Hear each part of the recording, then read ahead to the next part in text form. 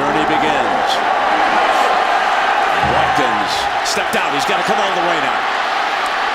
15, out to the 22, and we will see Taj Boyd. And Herbie told you in the first 8 games he was magnificent. 24 touchdowns and 3 interceptions. Then Herbie, last 4 games, 4 TDs and 7 picks. Yeah, I think this entire offense has been struggling in recent weeks, and I think it's affected Taj Boyd's confidence. I think tonight they're going to try to get him ability to reestablish his confidence. Some quick throws, try to get this offense back in sync when it was executing in a way that very few offenses in the country were earlier in the year. Taj is a redshirt sophomore quarterback out of Hampton, Virginia. And they'll give it to Ellington. Andre Ellington. He tries to get that left edge. And very close to a first down. Hosley is there defensively. And Herbie, let's take a look at tonight's impact players. Brought to you by Dr. Pepper. Well, when these guys are clicking, they're as good as anybody. It starts with Taj Boyd and his decision-making tonight. Andre Ellington, you can see how quickly he can accelerate upfield. Dwayne Allen, maybe one of the more electrifying tight ends in the country. Keep an eye on big number 83. And Sammy Watkins. The two are kind of tied together. When the tight end plays well, it opens it up for Watkins. So they hand it back off to Ellington. And he pounds for the first down before linebacker Jack Tyler brings him down.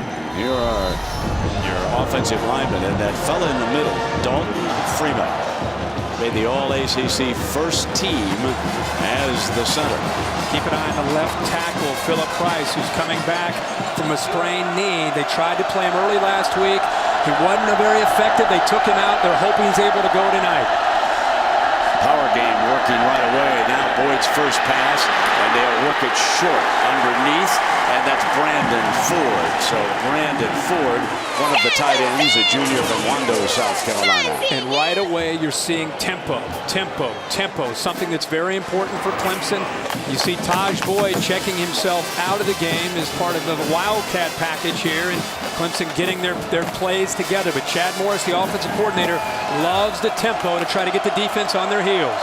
Ellington will take the snap on the Clemson Wildcat.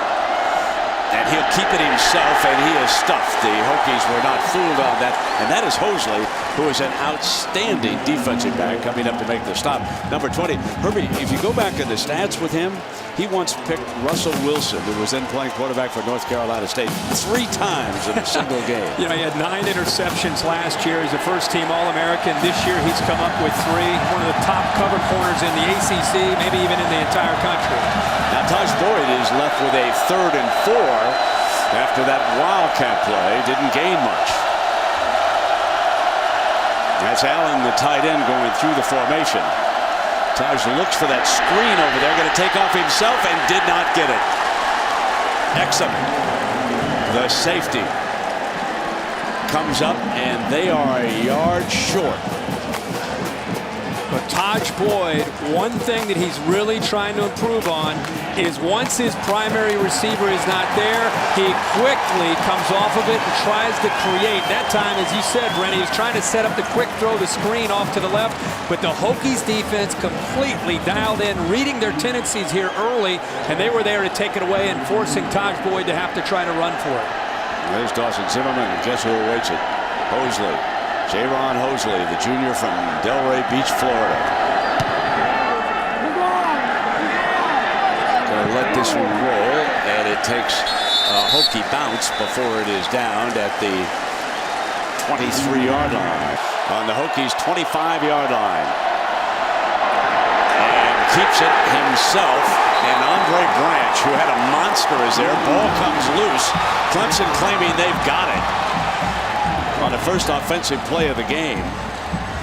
And big Andre Branch gets off the bottom with the football. Let's take another look at this one now. The exchange on a zone read, there was a miscommunication. That ball looks like that's definitely out before he went down. That is a fumble. Without a doubt. Anthony, the freshman linebacker, punched it out. And what a future he has. Got it with his shoulder and knocked it free. Without a doubt. That football came out. And 2 of the better players on the Clemson defense, Andre Branch and, as you said, Anthony, jarred that ball loose with his headgear. Yeah, Anthony Herbie was one of the more highly rated linebackers coming into the college game this year. And watching the tapes of them, he's just been getting more and more reps. Yeah, he is a tremendous athlete who has really good instincts. 6'3", 235 pounds. You know, that play started where it was the zone read, and it was a miscommunication. And right here, as he goes down, bang, the ball is out before he touches the surface. Without a doubt, that's a fumble. In that first game, Andre Branch had 4 sacks against Virginia Tech. He, of course, is a member of the ACC first team all conference this year, and Andre's a senior out of Richmond, Virginia. It's pretty they're sorting it out here on the field. This goes up obviously to the replay booth. This is an all-star crew, folks. These fellows were working this game tonight, graded out very high. The replay official, Ted Jackson, of course, he received the highest grade of all the replay officials in the ACC. They were saying he was down by contact. We thought the ball had come free. Speaking of all-star crews, that was an all-star picture. That last one really showed that the ball came out and that this was a fumble. And I'll tell you what, for Clemson, a team that's lost 3 of their last 4, they need something early to spark them. They need something early to get their confidence reestablished. And if they get this turnover, maybe this is what this team needs. And if the whistle blew on the play, remember, if there is continuous action and the replay official sees that the player is going for the ball, you can turn it over to Clemson. So the whistle, if it's in it, would be inadvertent in that situation. It doesn't matter if the replay official says that the action continued. So here comes the referee, Jerry Magallanes. After further review, the ruling on the field, the runner fumbled the ball prior to being down. It was recovered by Clemson. It was replaced at the 24-yard line. It will be 1st and 10, Clemson. Tigers have it as the call on the field is reversed, and here, Herbie, is what you said, an early opportunity. Now we find out if Taj Boyd's able to take advantage of this first turnover that the Clemson defense has created in over 3 games. Not only have they been turning it over offensively, they've not been able to create turnovers, and here in the ACC Championship, the very first play, they're able to create a turnover and give Taj Boyd great field position.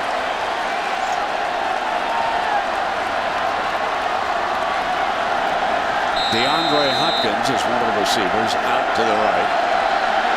And Sammy Watkins is up toward the top of your screen. This is Harrington. Couldn't find any daylight and is dropped at the 25-yard line.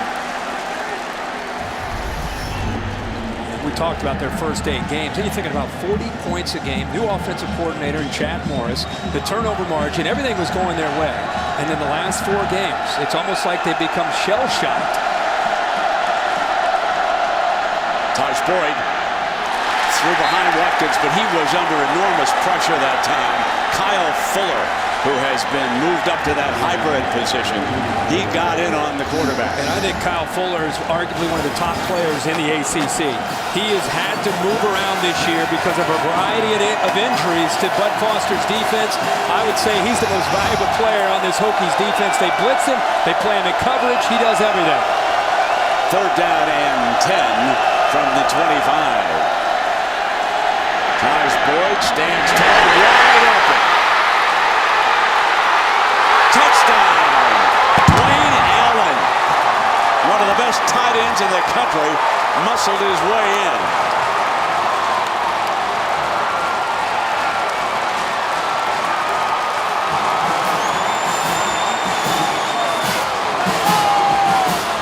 A broken coverage, and we just talked about Kyle Fuller and how versatile he can be. Man-to-man coverage, and it looked like Fuller may have gotten lost there in coverage, left the big tight end all alone, and it's an easy touchdown, an easy throw for Taj Boyd, so they take advantage of the opportunity. Chandler Catanzaro adds the extra point, and a turnover leads to 7 points for the Tigers. Only 170 miles an hour, so Benton will kick it off. And it'll be fielded at the 50 by Gregory, and Gregory to the 35-yard line. Virginia Tech played man-to-man coverage on the outside. They're playing man-free, which means the safety's right in the middle. Now, the tight end, Dwayne Allen, is going to go out and up. And here is the man who actually should follow him. He should be man-to-man. Everybody else is man-to-man coverage. And Kyle Fuller actually loses his man, Dwayne Allen. I don't think he ever got the call because he didn't even look at him. And that's the wrong guy in the red zone you want to leave alone. Dwayne Allen is the go-to guy for Taj Boyd down in the red zone. Looking for a clean play. The Hokies with one snap turned it over. And a misfire on the pass to Wilson. And we take a look at tonight's impact players, brought to you by Dr. Pepper for Virginia Tech. And Logan Thomas, he's going to have to try to show he can come through some adversity tonight after the way this game has started. David Wilson, one of the more electrifying runners, has amazing acceleration. And then on the outside, Jared Boykin and Danny Cole. These guys are #1 and #2 respectively in career receptions, and they're going to have to make some plays against press coverage from the Tigers defense.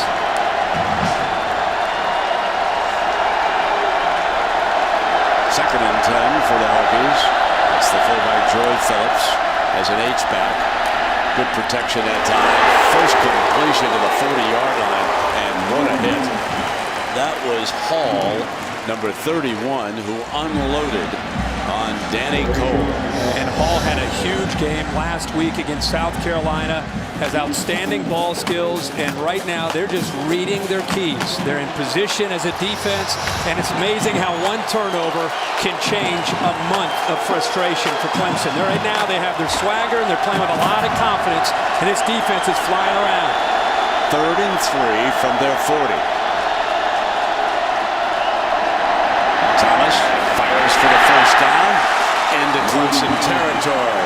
And that's Boykin, number 81, who grew up right here in Charlotte. Nice to see Logan Thomas sit in here. A little stunt up front. It's picked up. No concern at all with the protection. 3rd and short. And this is where Logan Thomas, again, I think this is the area that he's grown the most. He understands the down in the distance and what he needs for that first down. Makes an accurate throw for the first.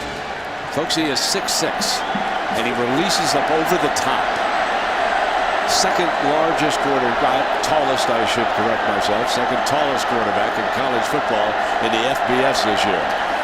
And he can throw a strike to the 46-yard line, and it is caught. The line judge said that ball was caught by Boykin. Little bonus question tonight. You know who #1 is, right? We've seen him this week, right? From Kalispell, Montana. Oh, really? Okay. Brock Osweiler. Brock Osweiler, that's right. Arizona State. Outstanding. Good call here. Thomas, boy, he just looks like a different guy. And I think it's going to be interesting tonight. Everything from the Clemson game on has gone so well for them. Looks like they're going to take another look at it. But everything has gone so well for him and for this team. Coming into tonight, he's accounted for 23 touchdowns and just two turnovers. Well, tonight he's already got a turnover. It's going to be interesting to see how he faces that adversity and brings this team back because he's got it in him. So they're going to take another look at this. We will here as Boykin, number 81, gets down with the hands. That's skipped, clearly a ball that skipped on the turf, and this will be turned over. So the replay official has been busy here early. 2 easy ones, though. We usually where you and I head. Right. We like to challenge the replay now. Will be 2nd and 10. Please reset the game clock. 9 minutes. Right now, Clemson, Brett, playing 45 a lot seconds. of man-to-man coverage, even press coverage, where they're challenging the wide receivers. At some point, Logan Thomas is going to have to be able to throw the ball vertically downfield. They're going to have to make some pass plays downfield to get this Clemson defense to back up a bit, and then they can get David Wilson and his Virginia Tech running game going. 2nd and 10. Marcus Davis comes to the left side for Thomas. And now Thomas wants to go back over the play on his wristband. And I don't think Davis was too deeply involved in this play, folks. 2nd down and 10. They might want to single him.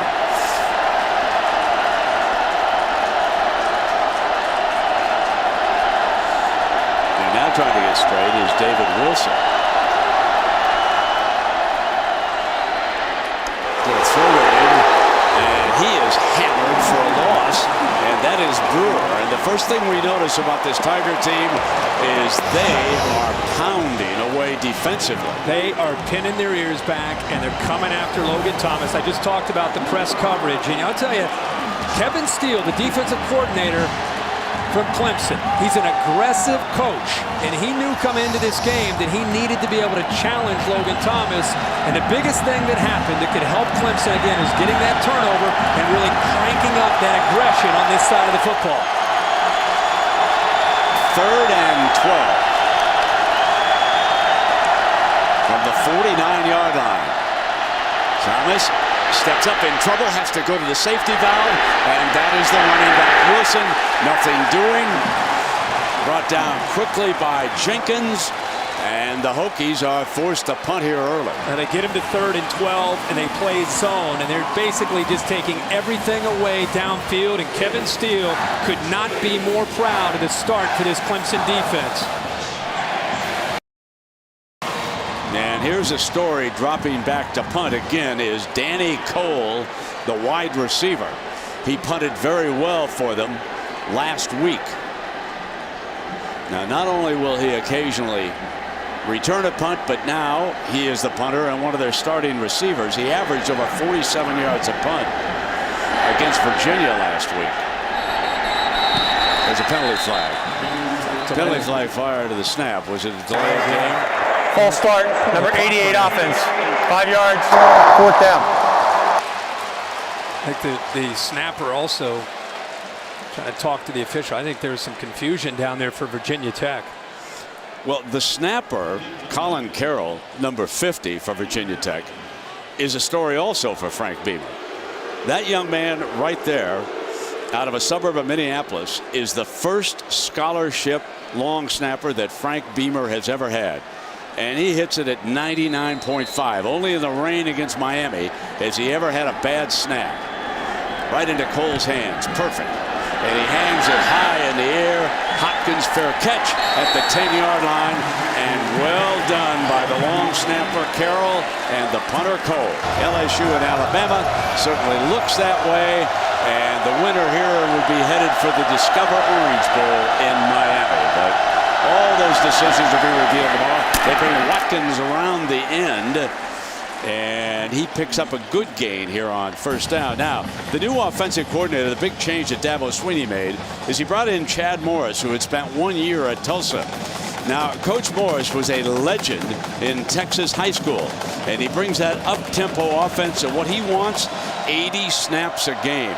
Folks, that's a bunch. 2nd down and 4.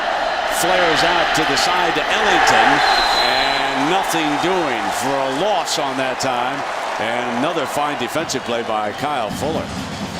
You'd love to see 80 to 90 snaps. You know, their first 8 games when they were humming, they're averaging close to 90 plays a game. And these last few weeks, they've not been able to get into rhythm and get into sync. And I think it all starts with Taj Boyd and his decision-making and his accuracy. I think he's been forcing some things in recent weeks, but he's gotten off to a good start here for Clemson tonight. Well, here is a big 3rd down for Boyd. And he's got the 1st down. DeAndre Hopkins. Young man from South Carolina picks it up. Brent, Virginia Tech brought everybody, and Eddie Whitley, the safety, almost got home, coming right up the middle. But Taj Boyd, he's got to be able to account for him. He doesn't have enough blockers there. This is a hot route where he's got to get the football out of his hands before Whitley can get to him. Makes a nice, accurate throw, and the best thing is he kept his focus downfield instead of looking at the pass rush. Now they come back with Ellington trying to get the left edge, and he cannot get back to the line of scrimmage. So far, they have not been able to get the edge rush in. And that's been a big emphasis by Bud Foster and the Hokies defensive staff is they've got to be able to hold that edge, force the ball back to the inside. And I think they have a lot of confidence because of the speed of this defense that they can chase down ball carriers if they can win that battle on the edge. On 2nd and 11, Taj Boyd in trouble. Now coming back as Watkins did a beautiful job. Sammy Watkins saw that the quarterback was scrambling. He came off his route and worked his way back. And a nice job here of improvising by Taj Boyd. He buys just enough time, gets the ball thrown in front of James Gale, and Watkins, like any great receiver, works his way back to his quarterback. And it looked like he may have stepped out about a half a yard short, but it looks like they're going to bring out the sticks for a measurement. To see the young freshman working back to the quarterback to try to bail him out. Taj Boyd so far, Brent, 5 of 6 and off to a much better start tonight than the way he has played in recent weeks. That will bolster his confidence, right? Absolutely. That was what they were hoping for. Chad Morris telling and Dabo Swinney telling us that's what they really wanted to see. Get him off to a good start. So we've got an injured player, and I believe that's Hosley, who was down. Hosley, of course, the outstanding defensive back for the Hokies. They've had Chris a lot Hill of injuries to checks deal with. in now. Yeah. So here comes your 3rd and short coming in. Bonner is also off the bench.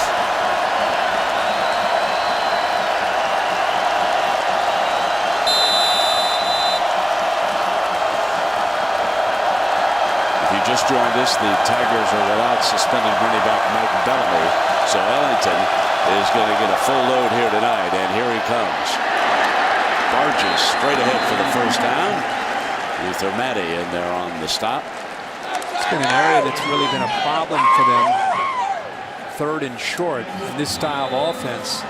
Sometimes a little bit more of a finesse offense. They don't have the ability to explode off the line of scrimmage up front. This time they're able to pick it up. First down and 10. Watkins moves into a slot look, and they run the ball to the right.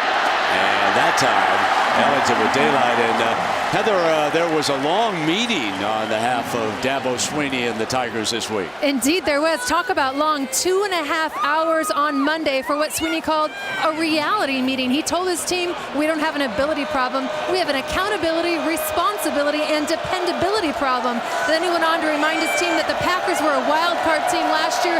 Look what they did. Now it's our playoffs. Time to make history. And so far they have played well, as Ellington, if he gets the spot here, will have another first down. It's very close. Brent, I think there's so much youth on this football team, and they enjoyed such a big start that I think it may have affected them psychologically late in the year once they had already clinched their division and they were going to play in the ACC championship. I think they lost the edge that they were playing with early in the year, but they've regained it so far tonight. The pistol look, and again it is 3rd and short. Boyd checks over to the sideline.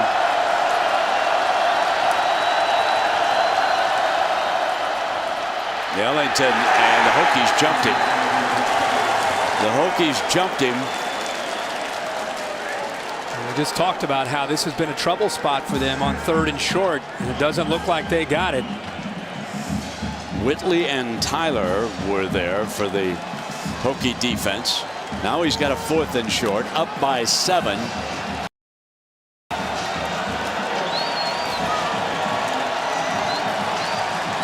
Of course, the fans want to see him go for it. And again here, the Hokies will be very mindful of a fake in this situation. You got to be careful faking a punt down here. Danny Cole, who punted earlier, is back to return it. So, ladies and gentlemen, this is a first for me.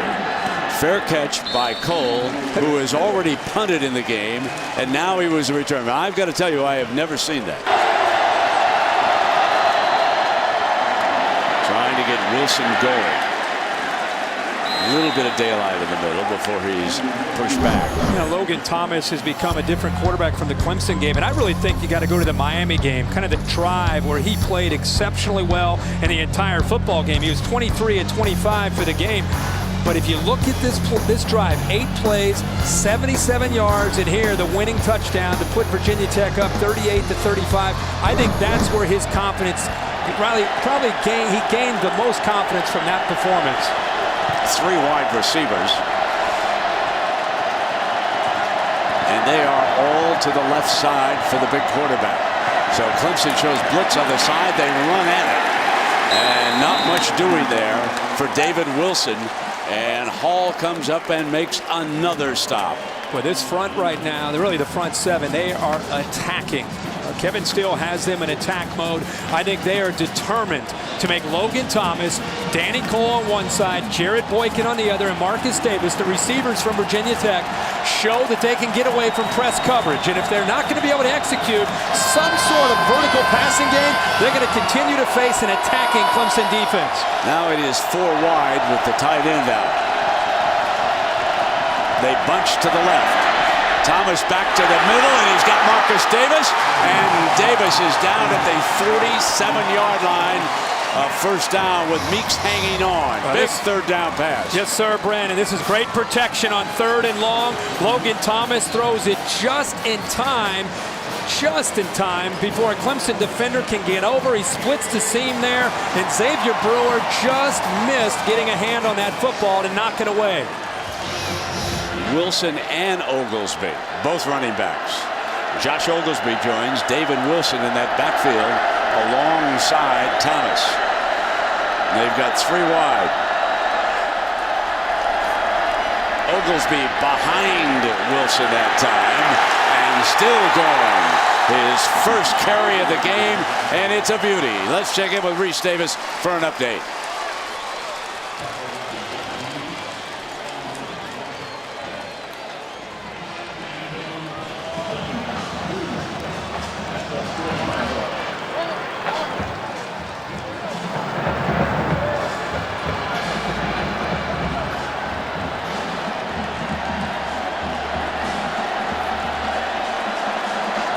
And here, of course, Clemson leads Virginia Tech. Virginia Tech going to Clemson territory for the first time. And there goes the deep ball. Caught. Touchdown. DJ Coles. 45 yards through the air.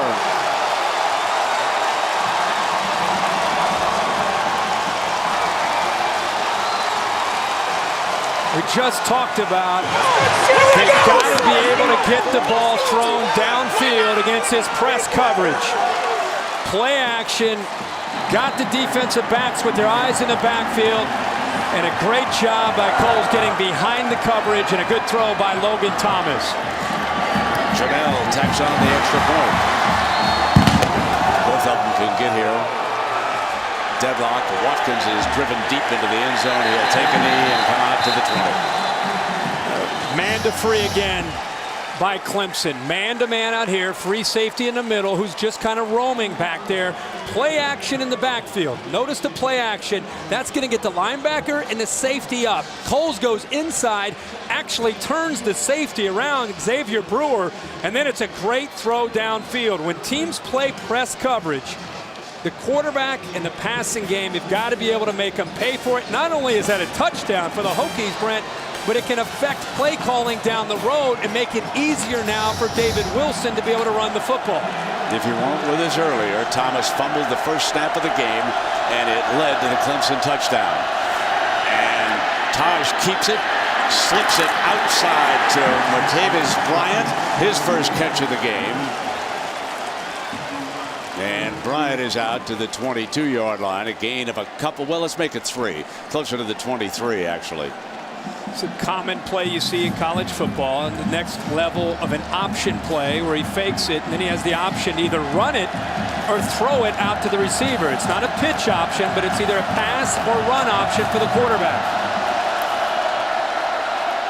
And here's Taj, and he is upended by Exum. Antoine Exum, a hard-hitting safety, comes up, and we have come to the end of the first quarter. Because they're down so many starters, Brent. So young Bonner is on the field as Taj Boyd looks right at him and throws in underneath Detrick Bonner, who has replaced Hosley. So they immediately go to Brown for the completion, aiming right at the youngster for 17 yards. Now they just simply read the corner and made an evaluation on what to do with the football. Nice, accurate throw. Great decision by Taj Boyd. Chris Hill is the corner on the other side, and Fuller has moved up to that hybrid spot. Taj Boyd with plenty of time, can't find a receiver. throws it away. Virginia Tech, outstanding coverage there. And I think the thing that the Hokies want to challenge Taj Boyd on tonight is trying to take away his primary receiver. He has a tendency, if his go-to receiver's not there, his eyes come down onto the pass rush, and he starts to want to create. Even sometimes when he's not feeling pressure, he starts to bail out. That time they took away the primary and got the pressure where they needed it. DJ Howard checks in as the other running back with Ellington. Taj Boyd in trouble. Hit on the release that time by J.R. Collins, the Russian from Stafford, Virginia. J.R. Collins on one side and James Gale on the other, going to test this Clemson offensive line that's given up 11 sacks in the last 2 games. Good job of bringing actually some pressure by Kyle Fuller. He occupied the offensive tackle, and it freed it up for J.R. Collins to get the pressure. Ellington, the lone running back. 3 wide to the left for Taj Boyd on this big 3rd down. Boyd gonna go deep. Watkins, foot race. No penalty flags. Covered by Kyle Fuller. And he was with him. Covered. It was. Fuller, again, the such versatility. He's able to run stride for stride with one of the fastest receivers in the country. And again, Boyd gets hit, this time by Derek Hopkins. But look at this. Fuller's been pressuring. He's been blitzing.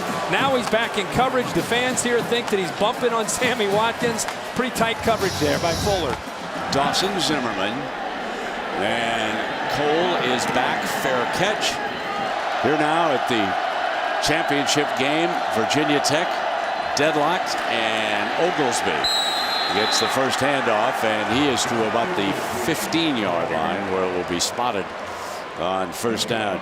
You know, Herbie, when we were out at Stanford for a game a couple weeks ago, Chester, he looked to be trim. He was playing basketball with those 2 beautiful daughters. You just don't know. You really don't. And you know, obviously a great Clemson Tiger. And a man who was trying to give back, you know, had a great career and decided to be a part of that staff with David Shaw and doing great work. So you're right. Our thoughts and prayers go out to his family. 2nd down and 8 for Logan Thomas. You're going to take off on a quarterback draw, 6 foot 6 inches, and if they give him the spot, he could have the 1st down. Well, this is the area that really gave this Clemson defense fits last week against South Carolina. And if the fans from Clemson are watching, they know that Connor Shaw had a field day running the football last week. 113 yards rushing, most of those when plays broke down and he was scrambling. And that time, Logan Thomas taking advantage of, again, some room there and picks up the 1st down. Meanwhile, Thomas against Virginia, Herbie ran 18 times for 70 yards and ran in for 2 touchdowns. 1st down and 10. And he has to throw the screen pass away. He's under enormous heat. Meeks in on top of him. Kevin Steele continues to mix up the coverages, playing a lot of man-to-man. Meeks 5 just goes right by DeChristopher, the right tackle. Thomas really didn't have a chance to be able to set up this screen off to the right. Good time to call that by Kevin Steele. It's a little bit of a risk, but they got there before the play could have been set up. And if they got it off, it would have been a big play. Chris Drager, the tight end, number 33, has checked back into the lineup. It'll be 2nd down and 10 for the Hokies.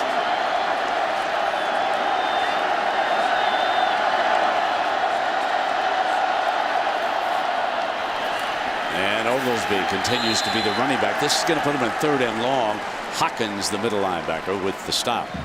Continues to be very, very tough to be able to run the football. When you think about Frank Beamer football, Brent, over the years, you think of a dominating defense, outstanding special teams, and an offense that prides itself on running the football. With Logan Thomas and really Tyrod Taylor the last couple years, that's changed quite a bit. Tonight, they're not being able to get a push at all against this Clemson front. The left tackle Andrew Lanier checking back into the game. Becton, his backup, had been on the field. So here's 3rd and long for Thomas and the Hokies. Clemson shows pressure. Incomplete. And terrific coverage that time by Breland. Man-to-man coverage on third down. Breland takes away the inside, or at least he gets beat initially, but is able to recover. His positioning there, he looked like he was trying to take away Jared Boykin on the quick slant. Boykin got there initially, but the quickness and the acceleration by Breland allowed him to catch up to knock that ball away. So wide receiver, punt returner, Danny Cole, back into punt again. Standing on his own 11, hits it about the 15-yard line. Hopkins will let it bounce. And it'll roll dead at the 28-yard line. And the kids have had such a good time with tigers and hooky birds and all the rest. First down and 10 now. Ellington straight ahead to about the 28-yard line. Last time Clemson was on the field, it's an example of what Chad Morris wants the quarterback to be able to do. A linebacker blitz, he's got a receiver, a running back out of the backfield all alone. Nobody picked him up. He's got to be able to read that hot read. Instead, he locks into his primary receiver, Sammy Watkins, and just heaves it downfield. It's an incompletion, and they're taken off the field.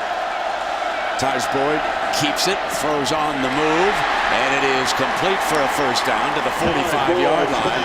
And Sharon Peak, the freshman from Moore, South Carolina. Here's a great throw this time by Boyd. He throws it actually back behind the receiver, allows him to use his body to be able to deflect and keep the defender away from him. So this time Taj Boyd on the run to the left, comes back, throws back against his body, and makes an accurate throw. And they come back with Watkins trying to get that edge with his great speed. And let us check in with Reese Davis for SportsCenter right now.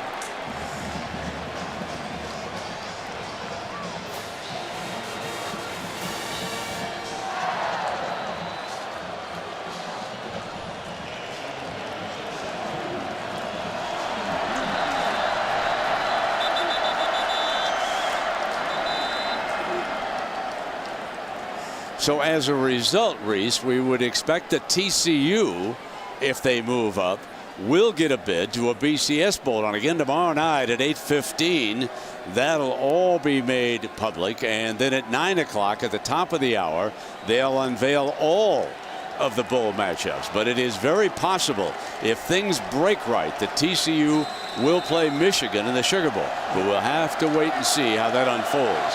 Second down here in short, Herbert.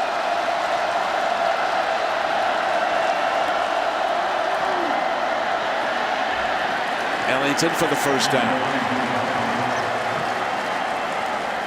Whitley makes the shot. Clemson still trying to fight to get to the outside. It's such a big part of this offense. Play before, they got Sammy Watkins on that jet sweep coming from the right to the left back into the boundary. They got the corner, picked up big yards, and this time again they worked that left side of the Clemson offense. Quick pitch to Watkins, trying to use his speed against Chris Hill. And he goes for a burst to the 31-yard line before he's forced out of bounds, and that's a first down. You know, Chris Hill felt challenged the last time these two teams met. He really felt, I remember hearing him after the game say, you know, I took it personal. They wanted to come after me. They wanted to challenge me, and I stepped up, and I thought I played very well. Again, they're trying to come after him again, with especially Hosley down and Bonner and Hill holding up the corner spots. Now they look back to the Bonner side on the juggle. Watkins again forced out of bounds. And he's at the 26-yard line, and that's where Clemson will have second down. But this time, Taj Boyd is able to check it down. Instead of locking in and trying to throw it and force it downfield, he makes a good decision, and now here's 2nd and 5.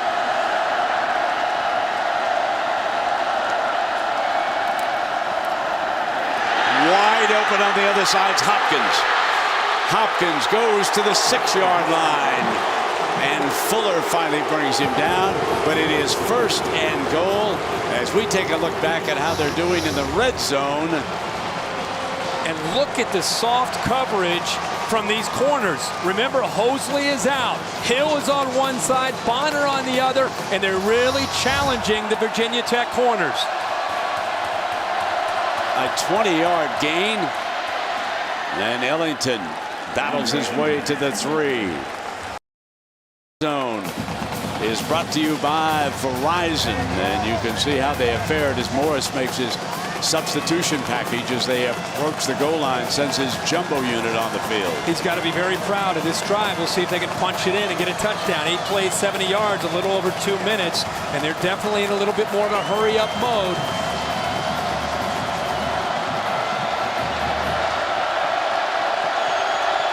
From under center, Taj Boyd scrambling and gives ground. It'll be 3rd and goal. J.R. Collins there defensively. Great coverage by Virginia Tech. They took away the 2 receivers that were going off into the corner of the end zone. And Taj Boyd just trying to create to make something happen, but the Hokies stay at home, and the speed again very evident from Virginia Tech. 3rd down.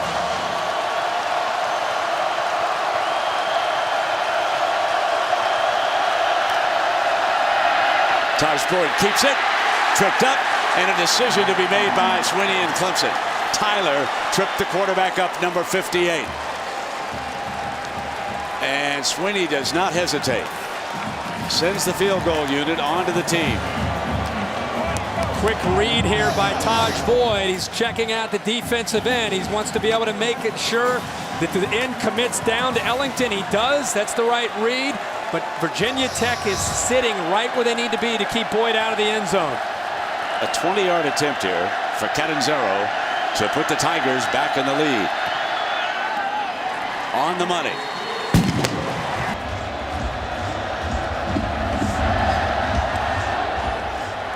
And Benton. Gregory will field this one at the 10-yard line for the Hokies. A little bit of a crease. And he is out to the 39-yard line. All right, who do you have? Come on, Herbie, take a shot. Take a shot. Who was it? We wouldn't have asked you this if it was not a well-known name. Well, if it wasn't a name you're not thinking about. Okay. And you'd be thinking about more in a week from now. It is somebody who I know you're thinking about. Heisman. That boy. There we go, baby. Here we go. John Heisman. Clemson won that game, folks, 17-5. Johnny Heisman. Was that game brought by Dr. Pepper? I'm sure. There we go. David Wilson is back in as running back, and he is cut off immediately. What a read they seem to have when he's going to get the ball here tonight. Well, again, I think they're really just dialed in to stopping the Virginia Tech running game. Watch the orange jerseys. Watch how they are running to the football. They're beating Virginia Tech up front at the line of scrimmage. Blake Christopher that time getting thrown around. But these guys are playing hard, and Andre Branch quietly having a big-time game. This entire defense playing great. Courtney Brown also involved up front on that play. Logan Thomas is 6 of 10. He has thrown one long touchdown pass. And that to Coles for 45 yards. Now up over the top, and Wilson couldn't hang on. And that was because of the hit by Lewis. Carlton Lewis, safety from St. Augustine, Florida, unloads. And how many times have we seen this where they call helmet to helmet? This time you see the safety, Lewis, comes in a little bit high. I mean, anymore you can't watch a college or a pro game without that hit being called almost every single time. Agreed. We saw it called on the West Coast every week. Yeah, almost every game you watch. Now here's your 3rd and 10 now.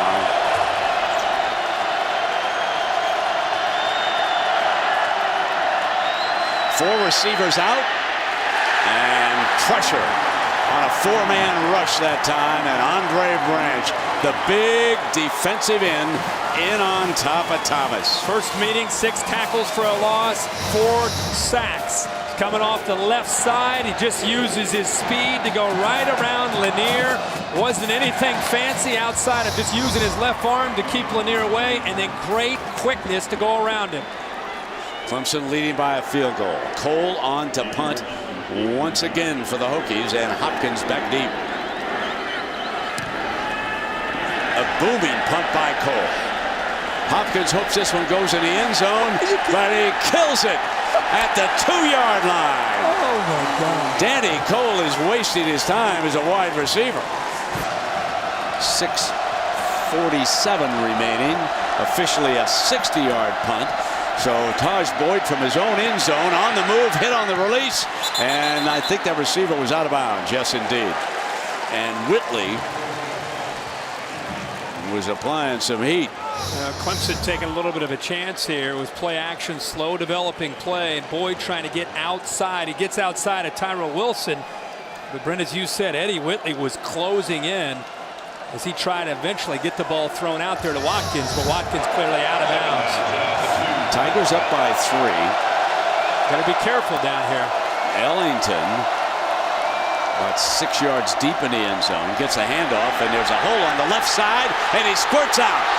Ellington in a foot race, out of bounds at the 34-yard line for a 1st and 10. So you talk about an escape.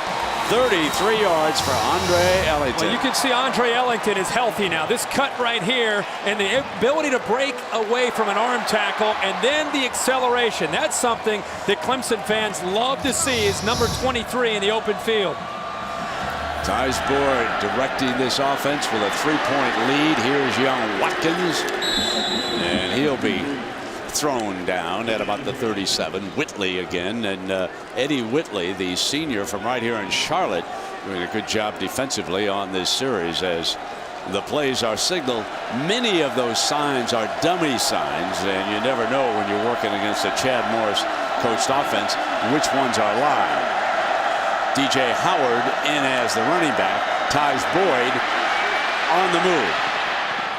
And he has to throw it away as the Hokies were on top of him. And Marshall, a freshman tackle. You know, Derek Hopkins, a starter. His brother Antoine out with an injury, but all the second stringers are in there now for the Hokies, Herbie. Look at Virginia Tech sniffed his screen out from the very, very beginning. Wilson, the defensive end, the entire second team defensive line is in, and Wilson was able to pick that up right away and just locked up the wide receiver, Tyus Boyd. Again, nowhere to go with the football. So Ellington back on the field for the offense. Tyus Boyd's in trouble. That was pressure off the edge by Zach McCray. Redshirt freshman forced him up into the pocket, and the tackle was made by Hamlin. Well, watch the left tackle. There's some confusion up front again. Philip Price comes down and doesn't block anybody. I mean, Zach McCray, he's an athletic guy, but he's pretty easy if you don't block him. So we saw this as a concern last week against South Carolina, where they gave up 6 sacks. Philip Price steps down, and McCray comes up with another sack. So our punter is back to return a punt again. Danny Cole awaits Zimmerman's punt. Heat on him, and I might have gotten a piece of that one. There is a penalty flag because apparently they got a piece of the punter too, and that was Hopper. Now there is the young man that they threw the penalty flag on. Personal foul, roughing the passer from the 26th defense. 15-yard penalty from the line of scrimmage. Automatic first down. Hopper's saying that he touched the football, and Frank Beamer's saying, hey, if he touches the ball, exactly, all bets are off. You don't have to worry about roughing a punter. Let's take a look now. See if 26 gets a hand on that ball. I think he might have. Yeah, I thought it had a strange flight pattern.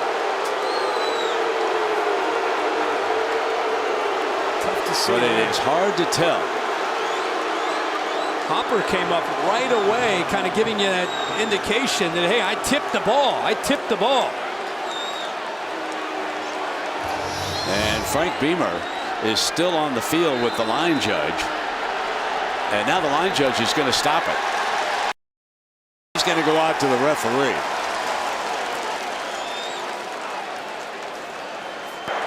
The ruling on the field was roughing the kicker.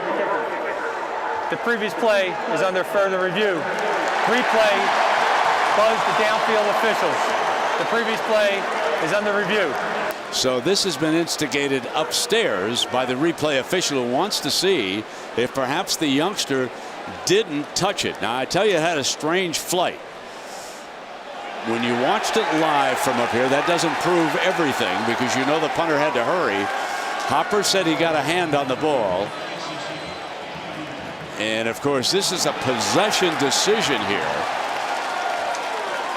The first look, Brent, that we had looked like you could see, as you said, a change in the flight of the football off of the punt. Hopper gets in there, Coles gets in there. Boy, it does. It does look like it changes. Now, is it enough to be able to overturn it is a question. You can see the flight pattern of that ball. And it struck me unusual. Frank Beamer, of course, as all of you know, he has made a career out of blocking kicks through the years. It was interesting in a discussion with him about it. He said the one thing that has improved dramatically across the board in all of college football, special teams play. Not as easy to block kicks as it once was. That, of course, was a secret weapon of Virginia Tech. But he said very seldom now do you get a free shot at a punter. He's given too many clinics. Exactly. He's taught everybody. I'm telling you, everybody comes into Blacksburg in the offseason to study special teams. Well, here comes the decision. After further review, the ruling on the field stands as called. Interesting. First down.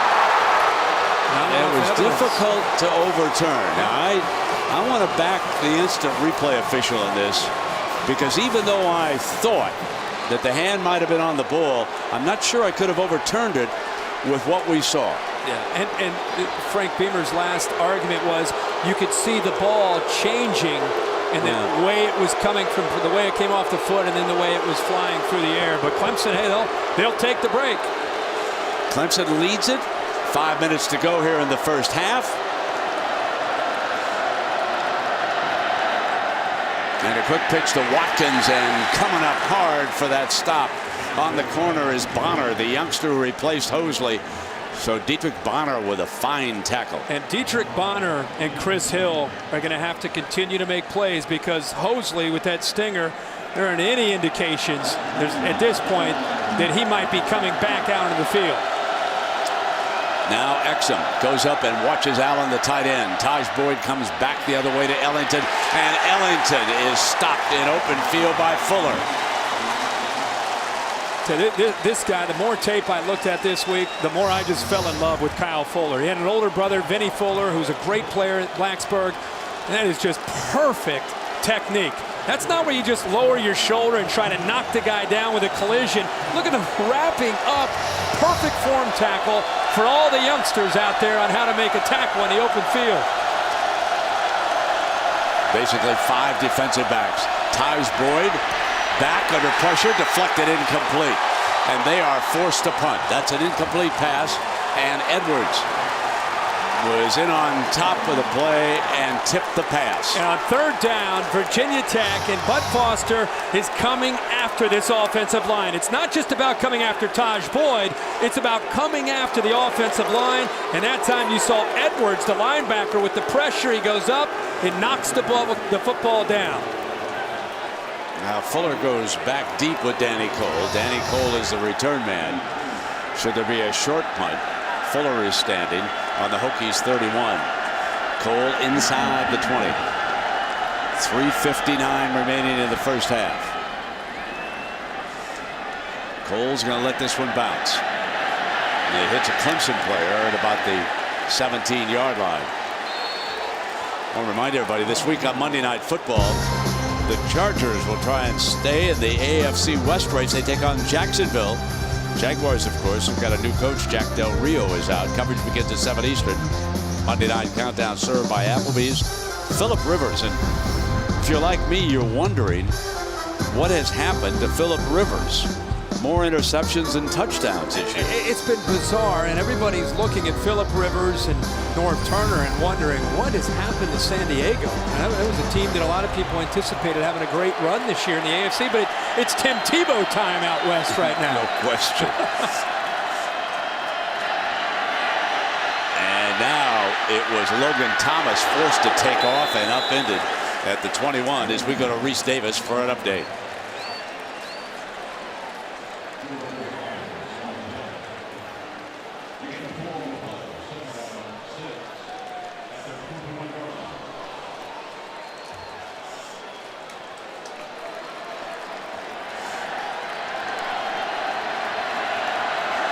Here we go again. Yes, I would believe it. Here we go. Second down. And complete, and that is Cole, the punter. And he is thrown out of bounds at the 25-yard line. So this is going to bring up about a 3rd and 2 coming up for the Hokies. These Virginia Tech fans are fired up after the no call on the punt, and now they're seeing Cole go out of bounds. They think that Clemson defender, their Brewer, may have thrown him after he was already out of bounds. I think 29 took his arms off. Yeah. It's okay. We got to be able to still hit people in this game. They're down and 2 now for the Hokies. David Wilson has been stopped pretty much here tonight. He's carried 3 times for 4 yards, the ACC MVP. So for our guys from Blacksburg to get back in this game, they trail it by 3. They're going to need a dose of that running back. I mean, this has been a terrific defensive performance by Kevin Steele's defense there for the Tigers so far. They are attacking the line of scrimmage. They're pinning their ears back. I don't think at this point they are respecting Logan Thomas in the passing game. Now, Logan Thomas made him pay for it. He got a ball thrown downfield to DJ Coles, but I think they're going to have more of that, because right now it's not just the numbers that are up there for Clemson, it's the mentality. Kevin Steele, as you said, these guys are, as soon as the ball is snapped, they're attacking. It makes it tough for any cutback lanes that potentially could be there, and it's been tough for the Hokies to run the ball. Of course, the winner moves on to the Discover Orange Bowl down in Miami, and off of what happened in the SEC Championship, we are fully expecting, Herbie, tomorrow that it will be LSU and Alabama in the BCS National Championship game on January 9th. Slam dunk. And with Houston losing, boy, it makes it interesting for tomorrow night as far as the at-large spots, because Michigan, you know, they obviously need to be able to get up there close enough to be able to have a chance. But TCU, you talked about it earlier, they get up into the top 16 and they're higher ranked than West Virginia, a Big East team that won their conference, which you would think they will be. They get an automatic spot in the Sugar Bowl, which should be exciting. Gary Patterson, yeah. West Virginia is expecting to get a bid to the Discover Orange Bowl. Here is 3rd down and 2. And the big quarterback with the read option keeps it for the 1st down. Now the All-State BCS standings look like this, and there are the top 2 teams who figure to be right there. Oklahoma State leading Oklahoma, and if they win it automatically, they would go to the Tostitos Fiesta Bowl, and it's probable that Stanford would be their opponent. Yeah, and you look at Boise State at 11-1 with Kellen Moore. They're going to be very highly ranked in the final BCS standings, and you wonder if they may be the team that's left out as a potential BCS at large. 1st down and 10 coming up. Logan Thomas throws back across the field, double coverage, incomplete. Boykin was the receiver, and there is a penalty flag on the far side of the field over by the 19-yard line. Offside, number 40 defense. 5 yards, replay, 1st down. So Branch jumped offside on the play. He's in a sprinter's stance. He got off to a little bit of a quick start there. Andre Branch, really the whole defensive line. And talking to the Clemson coaches and even the Virginia Tech offensive coaches, they talked about Dabo Swinney's group, the strength being clearly the front 4. And for Clemson to be able to disrupt Virginia Tech, that front 4 is going to have a big night. They've played very well up to this point. 1st down and 5, and Thomas runs the option play, and here's the pitch, and cut down is Wilson. Meeks had the pitch man, and he did a great job.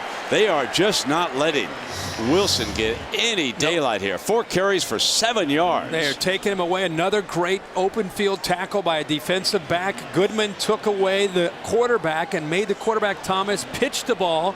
And as you said, boy, Meeks was closing in on a hurry onto David Wilson, and he didn't have a chance.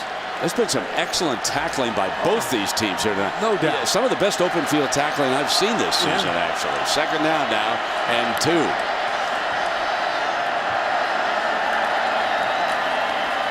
There's a misdirection with Wilson. Let's see what happens.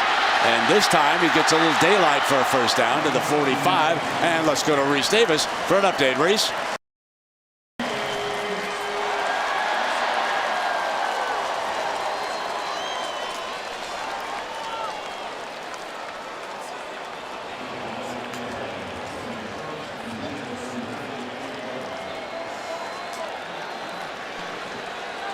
All right, Reese, and of course Oklahoma has dominated that series over much of the last decade. The last Oklahoma State coach to win a Bedlam game was Les Miles before he went to LSU.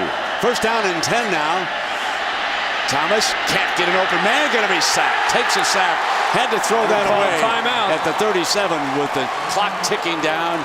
Rennie Moore credited with the sack, but you can't take a sack in that situation. And the one thing you cannot do, and this is where Logan Thomas is still growing, great coverage downfield, outstanding, but at some point you've either got to find your check down and throw it to David Wilson, or you just got to get outside and throw it away. But you can't take the sack. Not only do you lose the yardage, the clock keeps moving. You're forced to use a timeout. They're fortunate that they had 3 timeouts and now they're down to 2. He is such a good story, Logan Thomas, out of Lynchburg, Virginia. Raised by a single mom who had to work 2 jobs. So basically his grandparents, his mother's father and mother raised him. And they said that at the age of 3, he would come, Grandpa, let's go outside and play ball. Oh, Logan, I'm a little bit tired. And look, my shoes are off. I'm watching TV. And sure enough, Logan would have the shoes in his hand and say, let's go, Grandpa. And Grandpa would go outside. How about that? And they played basketball. And when he was 3, 4 years old, and by the time he was 11 and 12, he was a terrific young basketball player. And then he discovered football. So it's just a wonderful story. Second down.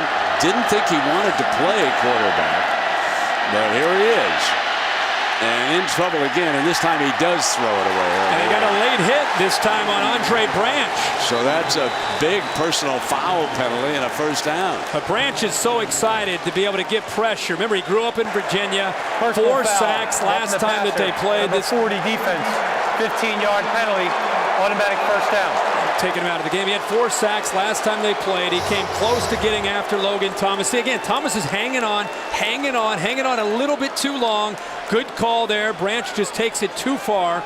But Logan Thomas, part of his experience as a basketball player, I think stunted maybe his growth as a quarterback. So he's still kind of learning as we watch him as just a sophomore at 6'6", 255 pounds.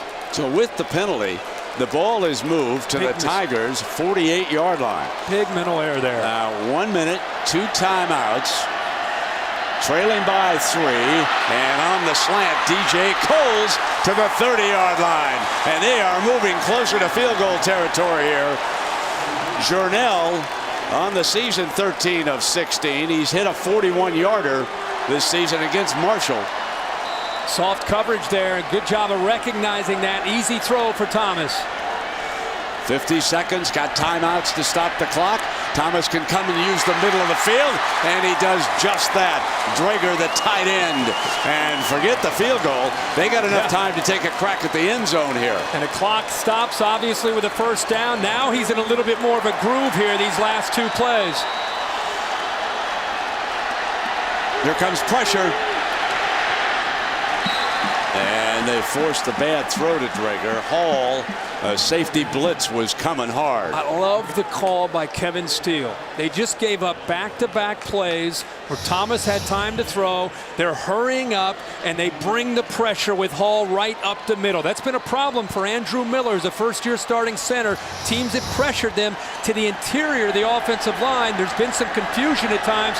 That time Hall got in there, but a good call, an aggressive call by Kevin Steele. 35 seconds. They can still use the middle of the field because they've got the 2 timeouts. Second down and 10. And tripped up is Wilson. He comes across the 15. Jenkins was there, and so they will burn the timeout right now.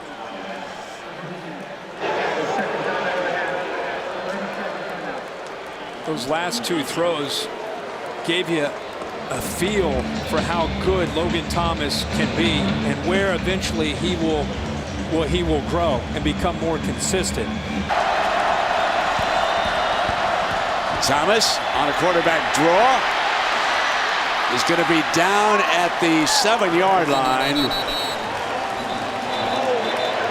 And there's a penalty flag thrown back at the 18. So hang on for this penalty. It's like a holding call. He's indicating that. Better put that football away. It almost came out of there. So now they've got to be concerned about setting up Cody Journell here for the tying field goal. He's got 20 seconds. Holding, number 68 offense. 10-yard penalty. Replay, third down. And that's Brooks, the right guard, who is guilty, and he's on the All-ACC second team. Hey, Brent, I know he loves to play hoops, but look at the ball. Boy, look how it's away from his body. You got to put that football away. And Clemson's trying to, almost came out there at the end. So it is third down. The ball is back at the 25. So this would put it 42 yards. They need to pick up a few yards here and use that timeout. The big clock is running. They've got to hurry. Boy, Frank Beamer is irate. Because when the big clock takes off, and he wants an explanation for the referee. 30-second timeout. So this is their last timeout with 6 seconds. And so when they spotted the ball. Well, again, you got to know, he's trying to call a timeout late, but on an offensive penalty, the game clock will roll. And so you've got to be aware of that from the sidelines. You've got to be aware of that, obviously, as a quarterback. It's not just the play clock, it's the game clock that's moving. They wasted about 8 to 10 seconds there. Now this would be a long for Cody Journell, around 42 yards. And he trots onto the field. Trey Gresh, redshirt freshman from Blacksburg. He will be the holder, number 16. And we told you about the snapper. So Carroll. This is on the right hash. And a 42-yarder. This would be his career long if he makes it. Beautiful. Didn't he curl that one in for a career long? Bailed him out. Coach and quarterback, I might add. Everybody. That was pretty good timing for a big-time field goal here. Great snap. The hold is perfect. And he got, I mean, that's the way you want to hit it if you're a field goal kicker. 1 second left, 10-10. It's going to be an interesting second half. And Journell's out of Ripplemead, Virginia, redshirt sophomore, and now he's 14 of 17 on the season. Kicking game so critical. Oh, so important, and I'm sure it'll come into play in the second half. Incidentally, Virginia Tech does get the ball to start the second half, so that was big for them to get 3 points and then be able to come back after the break and get the football back in the hands of Logan Thomas. So Justin Meyer will put the ball on the tee, and they'll run the timeout here. It has been 30 years since Clemson last visited the Orange Bowl. Back in those days, it wasn't the Discover Orange Bowl as it is now. So there'll be a lot of orange down there in Miami if Clemson could make it.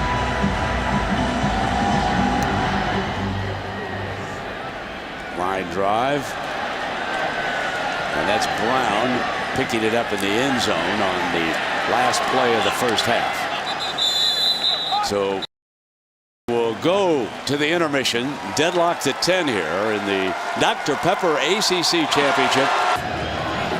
And right after this kickoff, a little piece of news to update you on something here, Herbie, as the kickoff is going to be fielded on the 7-yard line as Gregory comes out to the 34. The electricity has been off in Clemson, South Carolina since the start of this football game and is apt to remain off for the entire game. There's a fire in a substation down there. So what I would expect to have happen is that somewhere there will be a replay, maybe on ESPNU after power is restored tomorrow or somewhere down the week, so that those great fans down there can watch this football team. Right now they are tied at 10. They are on defense, and Logan Thomas and the Hokies with the first possession. Thomas deflected, incomplete. And do you know how hard it is to deflect a pass thrown by a 6'6" quarterback? Yeah, there they were. Goodman getting in on it. Goodman's about 6'4" himself. They bring pressure again. Jonathan Meeks, they've got 5 defensive backs in there. They brought 5, and they're pushing back that Virginia Tech offensive line. So Clemson, Kevin Steele, the Tigers are hoping that that trend continues where they win the battle at the line of scrimmage. Second down and 10 from the 34-yard line for the Hokies.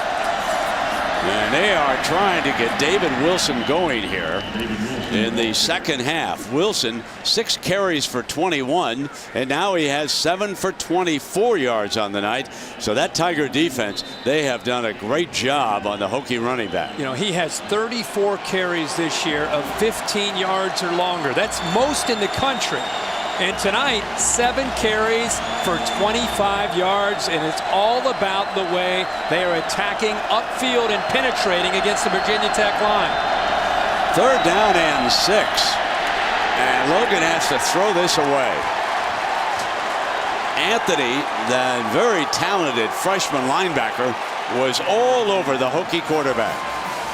Again, 3 plays, 3 blitzes by Kevin Steele. He is fired up, and he should be.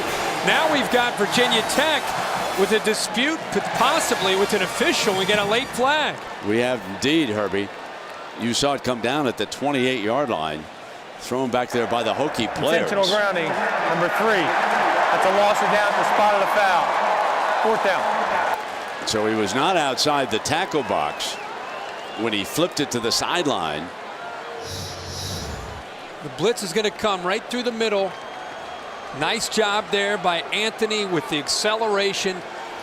The slight delay caused some confusion up front for the Virginia Tech offensive line. Cole will punt, and the Tigers figure to have good field position here. But Cole drives one over Hopkins' head.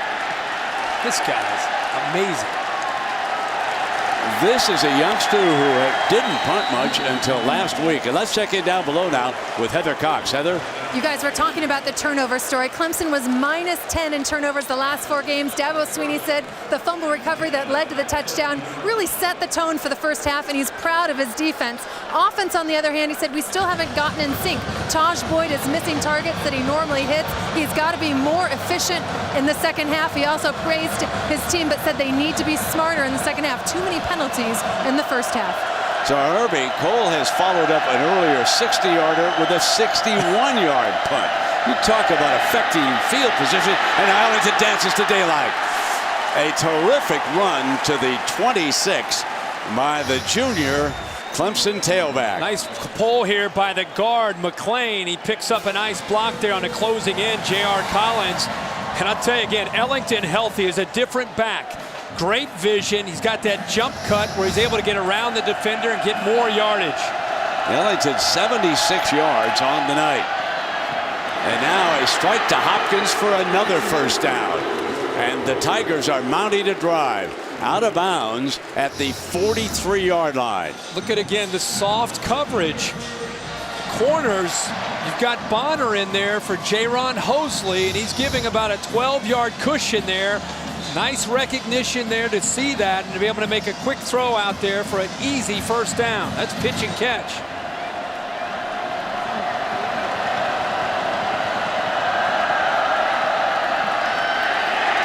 And so the Wildcat with Ellington and nothing doing.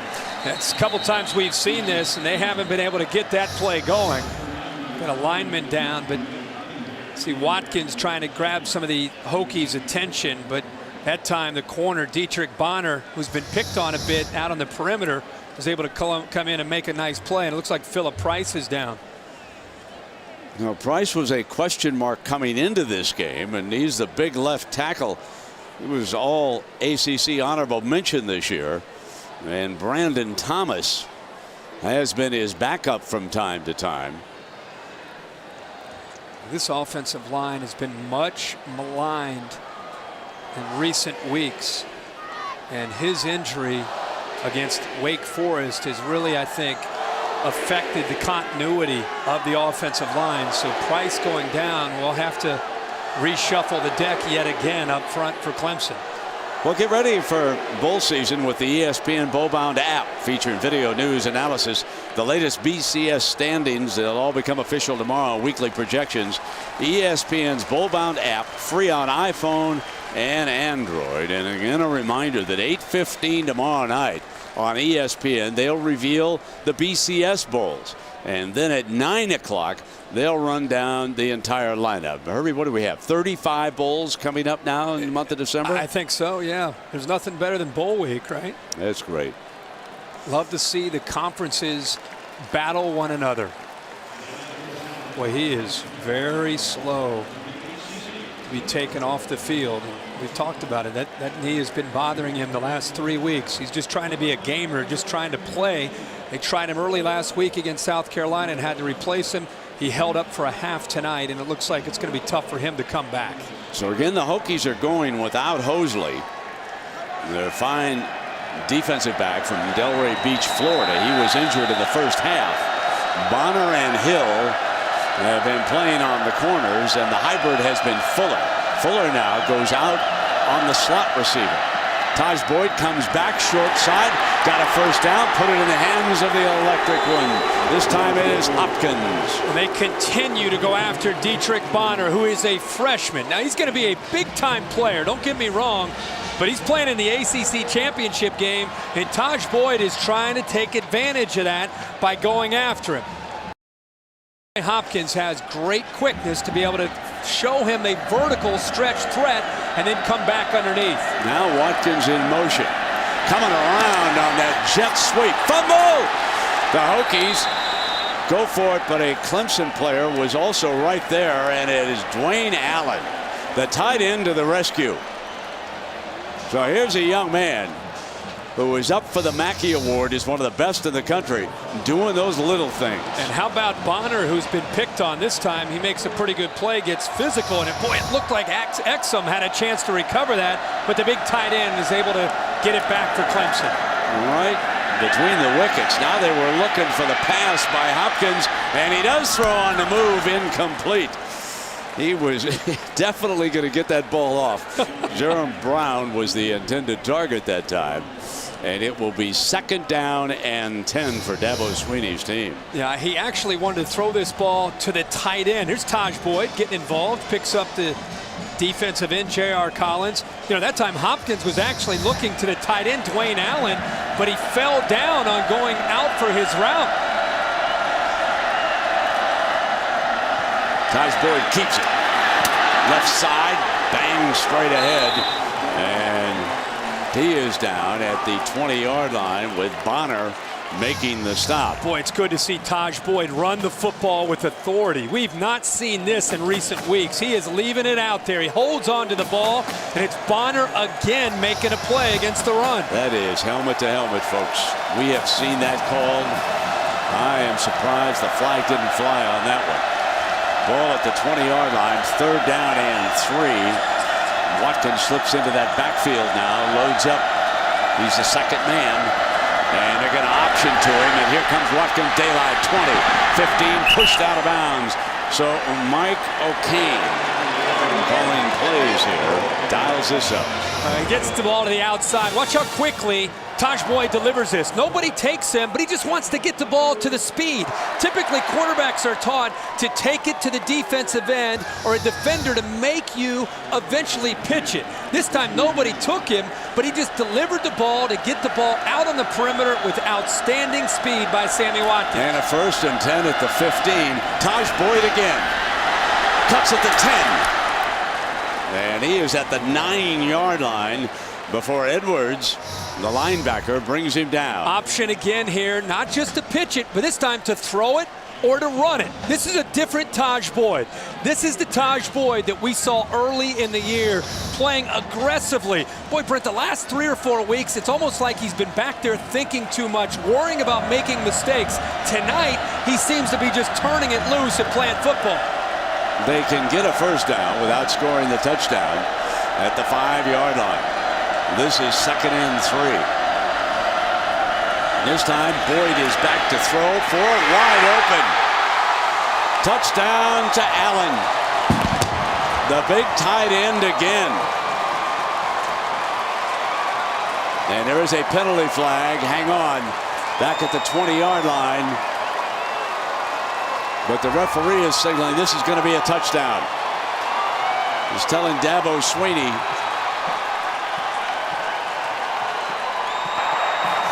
personal foul, roughing the pass in number 17 of the defense. There's a touchdown on the play, 15-yard penalty will be assessed on the kickoff. You know who they went after again for the touchdown? Dietrich Bonner in coverage, a freshman at 6 feet, trying to match up with Dwayne Allen, one of the top receiving tight ends in the entire country, 6'4". Not only that, Bonner fell down, making it very easy for Taj Boyd. Clemson 17, Virginia Tech 10, and because of that personal foul, the Tigers will kick it off for the 45. Spencer Benton figures to nail this one into the end zone. And so they don't even give David Wilson a chance on this play.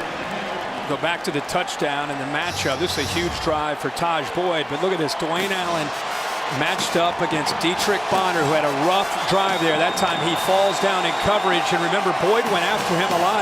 Comes to the sideline, and the freshman gets a little lecture here and a little advice from Jaron Hosley, who at this point has been out of the game since early in the ball game with a stinger. Now, junior tailback David Wilson tied the school in ACC records with 10 100-yard rushing games in 2011. He has been held to 25 yards here tonight by this Tiger defense. Play action to him, and they couldn't throw it to him, but the big quarterback breaks free, breaks a tackle, and he is down at the 21-yard line. Branch hauls Logan Thomas down.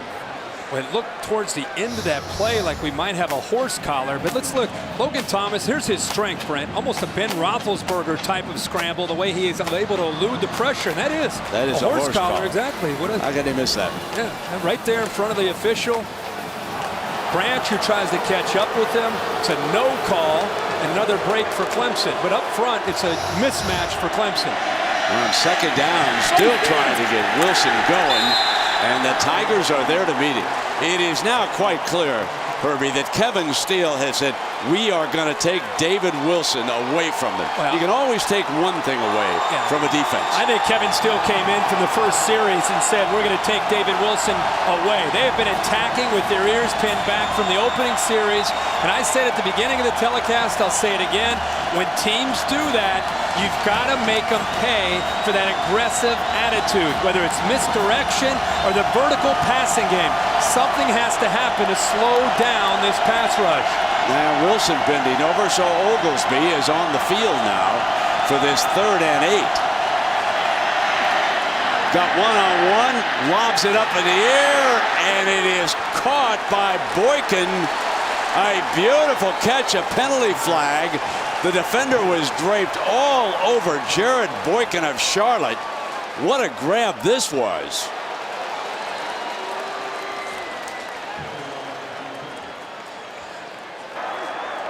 Pass interference, number 81 of the offense. Oh, my. To the goal. Replay 3rd down. Well, Brent, not just the effort to make the catch, and this would be interesting to see where they see the push off. How about the job to get the foot down? But let's see where he pushes off. It was kind of going back and forth here both ways. Breland and Boykin were pushing, especially at the end. I think what they caught Boykin for is at the last second when he adjusted and made his position to go up into the air, he put his right hand right on the chest of Breland to basically to be able to separate himself from the defensive back. Against Virginia Tech and 2 against Clemson for 20 yards. So the flags have gone against the Hokies here tonight. No question about that. And it is 3rd and 18.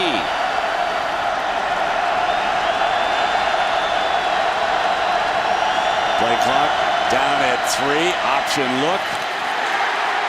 And a quarterback breaks another tackle, but he couldn't even get back to the original line of scrimmage.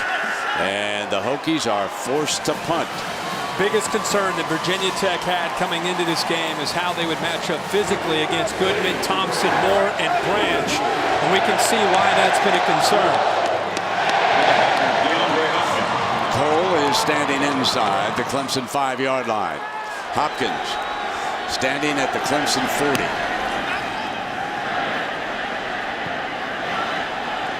On the one hop, a dangerous bid for a few more yards. While you were gone, Frank Beamer Said that they got away with a horse collar on my quarterback. And now Taj Boyd going downfield. He's got the fellow open. The freshman Watkins takes it in.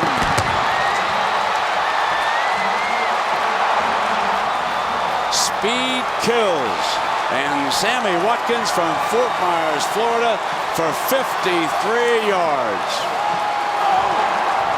They waited and waited and waited, and they eventually went back to old reliable. A little double move, a pump and go. They continue to pick on these corners. This time Chris Hill out there by himself, isolated against a true freshman. Perfect patience, and Taj Boyd again looks like the Taj Boyd of earlier in the year. He is feeling it, especially here in the second half. Well, it's been 30 years since Clemson played in the Discover Orange Bowl, and they are closing in on that bid. So the first two drives of this half have been 3 and out, and this is Gregory returning the kickoff for the Hokies, and he is out to about the 27 with a penalty flag flying at the 29-yard line.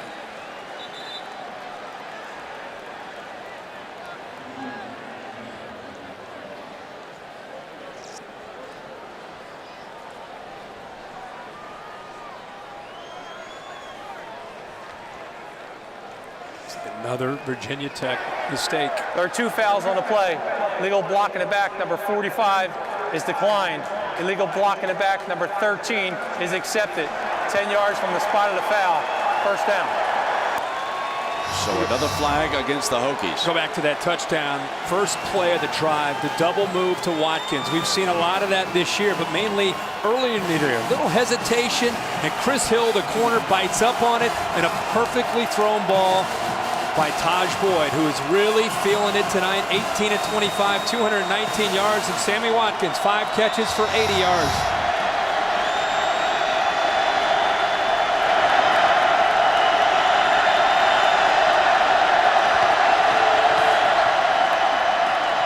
So again, the defensive front, they are just having a field day. Brandon Thompson of Thomasville, Georgia, slanted on the center, and he just ate him up. Well, they are just pushing Virginia Tech back into the defensive line. Derek Hopkins is a strong man, and that time Virginia Tech, I mean, how would you like to be David Wilson?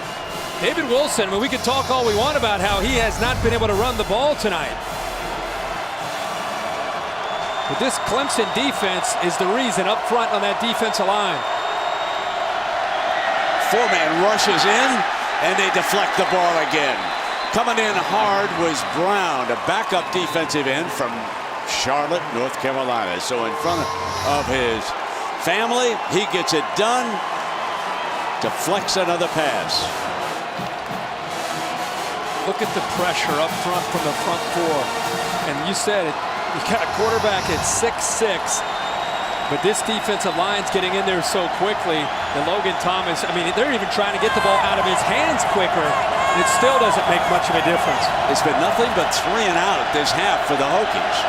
Logan Thomas looking for a solution against this fierce 4-man rush. Gets this off middle. Great pitch down the middle. And the catch by DJ Cole. No, wave it off. I thought for a moment he'd made the grab. He got the ball actually in there, Brent. It's a heck of a throw, but he was unable to hold on to it. He finds the seam. This is a tough ball. It actually comes out of the receiver's hands because of the way the defender this time is able to just knock it away. Martin Jenkins with nice play. 4th down and 13, so it's another 3 and out here, and Hopkins standing just the other side of midfield.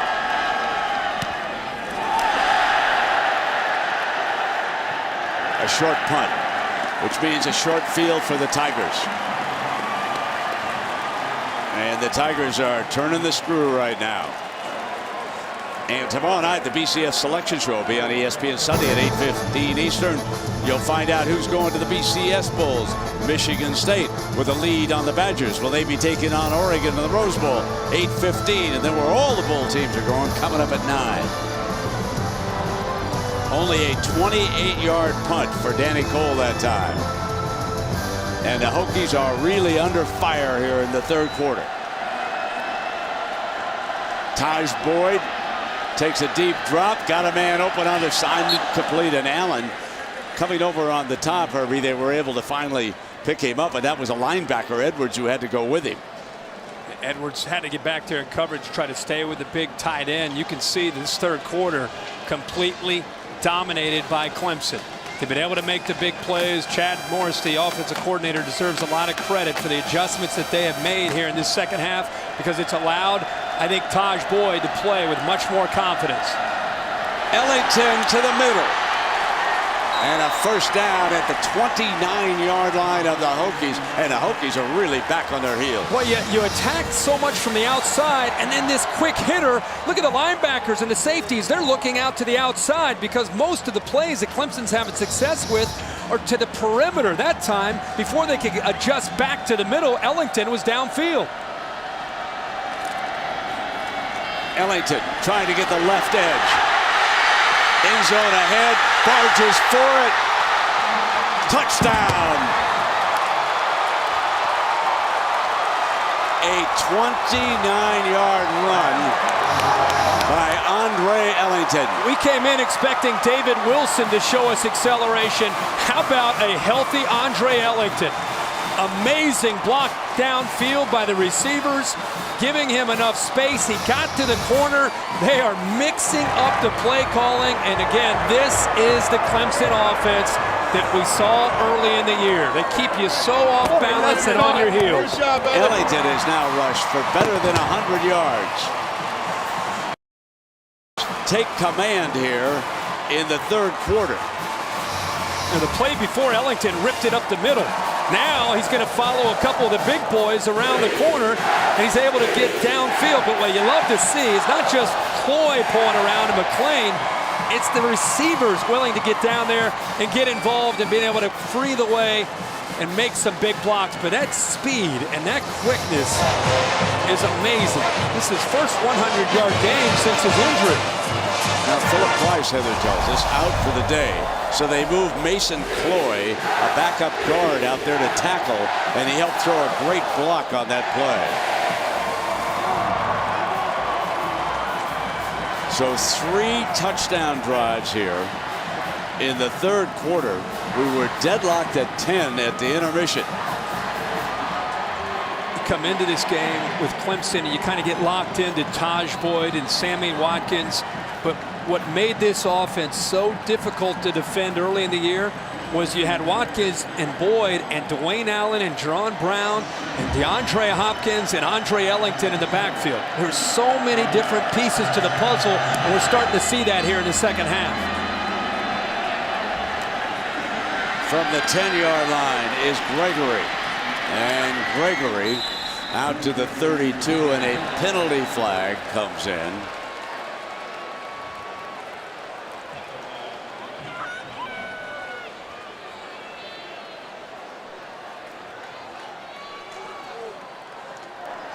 There's no foul for illegal block in the back. First down, Virginia Tech. So it has been all uphill for the Hokies offense. As we told you, it has been nothing but 3 and out. Yeah, and really, you even go back to the first half, and Clemson was still attacking in the first half, with the exception of the one long throw that they found to DJ Coles. Look at this second half, punt, punt, punt. Not only that, 3 and outs. They can't get anything going. And Clemson, the longer this game goes on, the more they just continue to pin their ears back and come after Logan Thomas. Oglesby checks in as a running back. He's to the 37. We'll check in with Reese Davis for an update.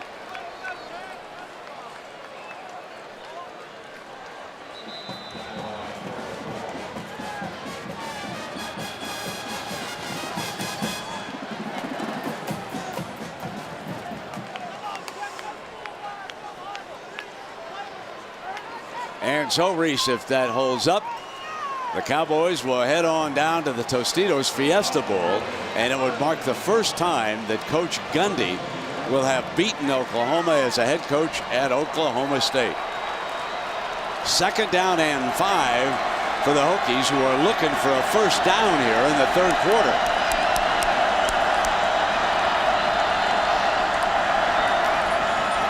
On the ground, a one hopper to Oglesby, and this won't net the first down. Sensabaugh is up, and what a defensive effort. Boy, they have just done everything. Kevin Steele, the defense coordinator, not only turning them loose, but they're well prepared. Every formation that they see, they know what's coming. They're taking away the tendencies. They're in perfect position, but more importantly, they're very, very aggressive in the way they're attacking the line of scrimmage, taking any hope at all away from Logan Thomas and this offensive line. So here's your 3rd and 4 for Logan Thomas and the Hokies.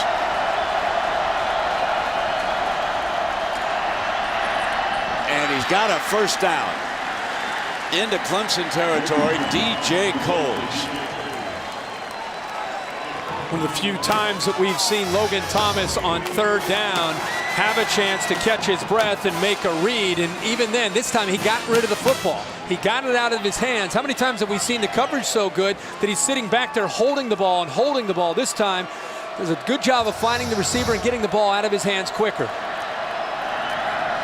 So again, it's a 4-man rush. Wilson, and terrific coverage in that secondary. That was Sensabaugh. And last week against South Carolina, he was the best Tiger corner. Well, that time he was late with the football, and you can see on the year and what they've done tonight, just a dominating performance up to this point. And when you hold Virginia Tech to 40 yards rushing, you're going to have a really good night defending them.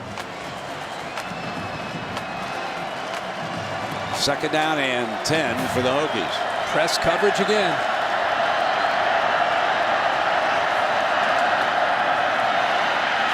Thomas tripped up, giving ground at the 46-yard line. This will be 3rd and long coming up. It's a combination of not just the defensive line playing well, but they're basically telling Logan Thomas, we're going to lock you down in man-to-man coverage on the outside, and before your receivers can break free, our front 4 are going to get to Logan Thomas and make you pay for holding on to that football. So they're making Thomas look into that man-to-man coverage. Nobody's getting separation, and then by the time he thinks he can find somebody, the pressure's in his face. And here comes the blitz. Now they back out.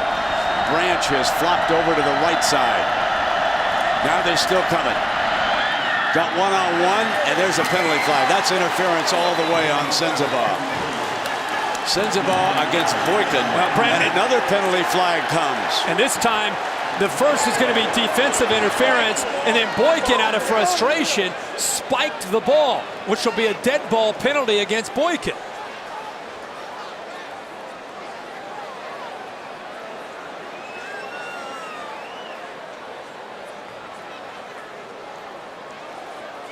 Some of the frustrations starting to mount here for this Hokie team.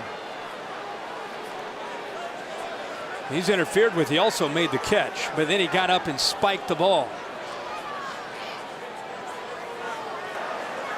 There are 2 fouls on the play. Pass interference, number 32 defense. That penalty is declined. After the play, dead ball, unsportsmanlike, number 81 of the offense. That's a 15-yard penalty from the end of the play.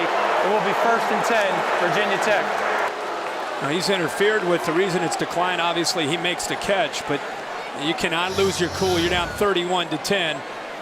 Very physical on the route the entire way, pushing and shoving. He makes a heck of a catch again on the boundary, but then once he makes the catch and looking over the officials, slams the ball down. How can they miss the number that badly? That was on number 15 and not number 32. 1st down and 10. The Hokies now will have the ball at the 38-yard line.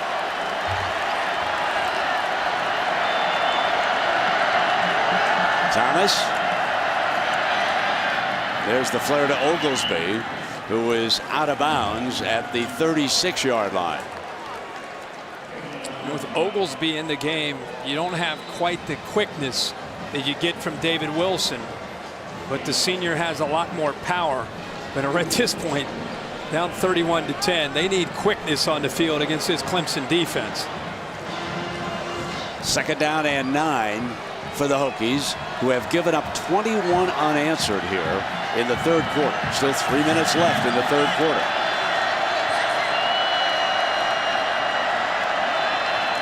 Here comes the blitz off the corner.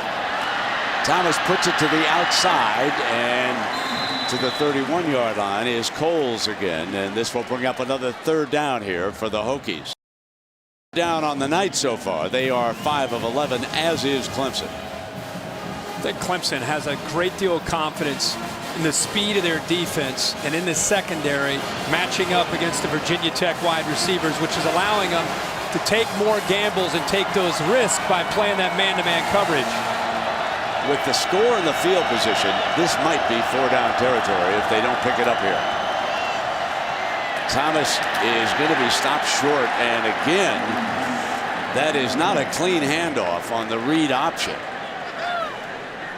Well, he's reading Andre Branch, and when nobody on a zone read, you don't know if you're going to keep it or if you're going to give it. He's trying to make a decision, but by Branch playing it the way he did, it forced the quarterback to be indecisive and then eventually just pull the ball out and try to pick it up himself, and he came up short. So they are going to go on 4th down. Joey Phillips checks in. Oglesby is the running back. They need 2. Dropped. Had a first down, and it was dropped by Drager, the tight end, and it goes over to the Tigers. They had what they wanted. The tight end matched up man-to-man against the linebacker. It's a catch that Drager can make in his sleep, and Kevin Steele pretty fired up over there on the other sideline for the Clemson defense. The Discover Orange Bowl awaits the winner of this game. Right now, the Tigers are moving ever so close to Miami. Ellington again, a 100-yard night, and he picks up about 10 more before Thompson brings him down. Again, to see his vision and his suddenness, great cutback that time and reading the blocks and getting back behind the left tackle's block. Let me correct myself. That was Hopkins who made the stop for the Hokies. And again, banging straight ahead. So 30 years. The Clemson Tigers hope to make it back to the Orange Bowl. Amazing. 1991. For such a great fan base, been some tough years.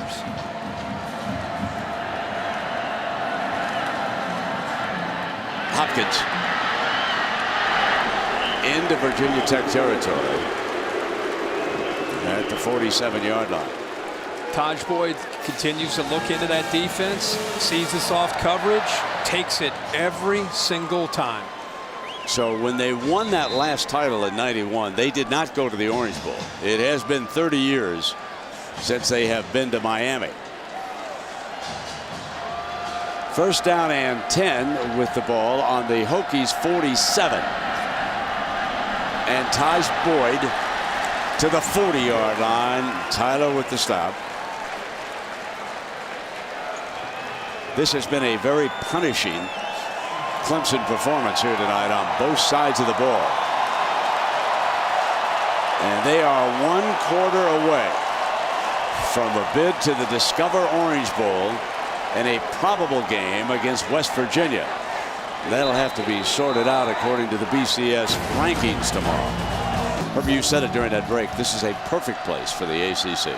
Absolutely. And now dancing is Watkins again with that great speed. And he's into the red zone. Big part of this offense is the jet sweep. You see it a lot at Auburn. You saw it last year at Auburn with Ontario McCaleb. Watkins has the same kind of speed to be able to get to the corner in a hurry. They've been working all night to get to the edge, and they've had a lot more success in the second half, which opens up again a lot of different aspects in this Tigers attack. So now Taj Boyd dances away, throws on the move to Hopkins. Hopkins at the 5, and he is down right there. You talk about Sammy Watkins, who set this up. He missed the North Carolina State game with an injured shoulder and came back, the coaches said, at about 93%. And when he was a youngster in Fort Myers, he admired C.J. Spiller. He was also very concerned about the mean streets where he grew up. Family did a great job with him, and he is so happy to be in Clemson. And now we've got a 1st and goal, and they'll try to run it in, and nothing doing. It'll be 2nd down and goal, and Exum. And so, speaking of Charlotte and how easy it is for these two fan bases to get here, a new ACC championship record tonight, 73,675. This game could stay here for a long, long time. Like the SEC in Atlanta, this could be like that for the ACC. Now Taj, option look, keeps it, barges toward the end zone, and they say he is just short of it. Line judge came down. Just love, said he is just short of it. Love the way, Brent, he is attacking when he's running the football. I mean, I cannot tell you how long it's been, and watching Clemson play this last month, we just have not seen this kind of aggressiveness from Taj Boyd. I think the coaches were right. They wanted to see him get off to a fast start to reestablish his confidence and get the momentum going in their favor, and I think it's affected him tonight. 20 of 28 through the air, but what I like to see is the way he's running the football. Now, his upper body looks like it might have broken the plane, but it's obviously all about the football. But just a different guy, and good for Taj Boyd after everything he has done for this offense. Good to see him have a chance to go out strong in his final game for this year. He was recruited by Frank Beamer at Virginia Tech, but he decided to attend Clemson instead, and you can see the force that he met right there. He is a good friend of Logan Thomas's.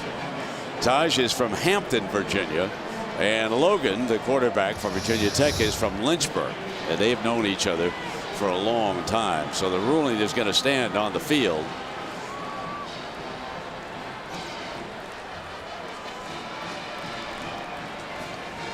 And it's going to be 3rd down and goal. And Herbie, you are exactly right that this game depended to a large degree upon the performance of Taj Boyd for Clemson, and he has come up big. He sure has. He's back in command, making great decisions, and really just asserting himself tonight. Ellington is behind him, and Taj tries to pick it up himself, and there's the touchdown signal. So 4 second-half possessions for Dabo Swinney and 4 Clemson touchdowns. With the way Clemson has looked in the last month, this was almost like an explosion in this second half. I mean, it was at 10-10 at halftime. Still both teams kind of feeling each other out. There's Chad Morris, who's fired up for him. But this second half, it's like Clemson's been waiting for this for the last few weeks, and they're just taking it out right now on Virginia Tech. Catanzaro on for the extra point. And it is hard to believe, but at the intermission, we were tied at 10. So that is 4 unanswered touchdowns for Jimmy V. The Tigers will kick it away, and Gregory is back deep. Gregory, and there's a penalty flag flying again. The last 3 kickoff returns have all featured flags around the 35-yard line. During the return, holding number 41. That's a 10-yard penalty from the spot of the foul. 1st down. Heather, you know, we see finally that David Wilson's coming on the field. What do you know down there on the sideline? Well, the last couple of possessions, he has been noticeably absent. He's not getting the same amount of reps he's accustomed to. Josh Oglesby was in during that last series. Now, guys, he was pacing the sideline with purpose and frustration, didn't stop moving throughout the last series. In fact, stood by the coaches asking to go in, and they said no. He did have his ankle taped earlier in this game, but I've been assured from everyone on the staff that injury or lack thereof is not the reason he hasn't been getting the reps, guys. Well, they throw the other way. Heather, thank you very much. Hitting DJ Coles. David Wilson, who's the most valuable player, has 5 carries of 2 yards or less. And this is a guy, again, led the nation coming into tonight. 34 carries this year, 15 yards or more, but there's been nowhere to go. I mean, this is a guy with great quickness. He has strength, but you can see the job that they have done on him. You see a lot of times 5, 6, 7 orange jerseys running to the ball carrier. They have taken him out of the game. Basically have rushed 4 And they stop him short of the first down as we check in with Reese Davis.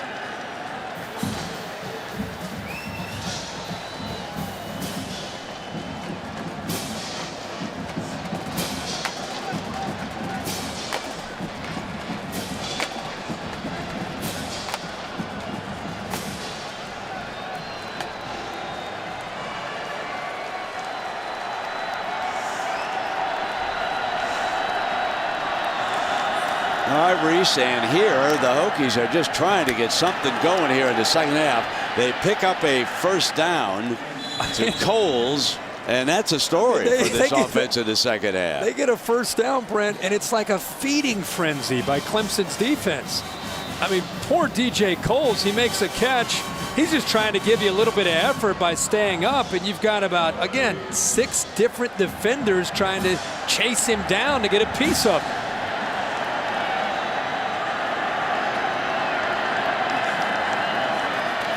Thomas is back. Middle is open. Goes back to him again to the 45. So Coles picks up another first down, and he's the go-to guy. See, this is what I've really been waiting for. The only answer when they're shutting down your running game with penetration is you got to get the ball out of the quarterback's hands quickly, and you got to find somebody at receiver who can get some separation. That time they sat back in zone coverage. It made it a little bit easier.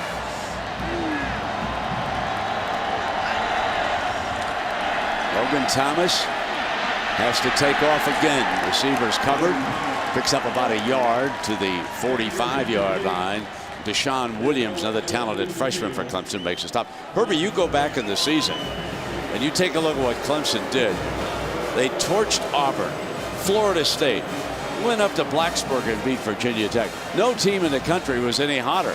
Then they went into that slide, lost 3 of 4, got beat up by South Carolina last week, 34-13. When you talk about a team that has bounced back. Oh, yeah. I mean, again, they look the way they did early in the year when they were beating some of those heavyweights early in the season. David Wilson, little daylight that time, and close to a first down. That may be his best run of the night. It's been one of those nights. One thing about Logan Thomas that he's going to have to continue to grow in an area he'll have to continue to improve and grow is when he faces a defense like this, he's got to be able to get back, make a quick read, and get the ball out of his hands. He's still tonight a little bit methodical with his reads, and a lot of these plays are slower in developing, and by the time they develop, there's somebody in his face. So we have another penalty call. We've had 9 flags against Virginia Tech and 2 against Clemson. So not only have they played hard and tough, but the Tigers have played smart here tonight. Substitution, there was 12 men on the defense. That's a 5-yard penalty from the line of scrimmage. First down. You know, and I think Dabo Swinney deserves a lot of credit for that. I mean, this has been a heck of a slide. You know, the first 8 weeks, they were right up in the discussion about the BCS. Should they be up there? Should Alabama be? Who should be up there? And then they lost, and it seemed to not only affect them that week, but it deflated them, and they lost 3 of 4. A lot of people wondered, with a championship on the line, would they be able to crank it up one more time for the ACC crown? And obviously, he's done a good job of preparing them. On first down, fires middle, intercepted. Picked off at the 10-yard line. And that is Meeks, who has done a fabulous job in that secondary. And now he's still running up 49-yard line of the Hokies before the quarterback, Logan Thomas. And you talk about an enthusiastic sideline over there with Kevin Steele and the rest of that defensive unit.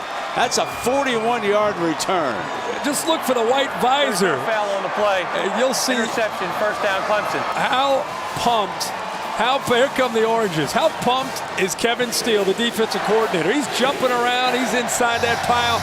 Brent, you said it. Jonathan Meeks is a backup safety, plays in a nickel situation. He has had a big night. This time, using his eyes, he jumps the route, cuts behind Danny Cole, but we've seen him in coverage. We've seen him blitzing and getting into the face of Logan Thomas. This time, he shows an ability to play center field. Great coverage and great recognition, stepping in front of that for the interception. Now they pound close to the 50.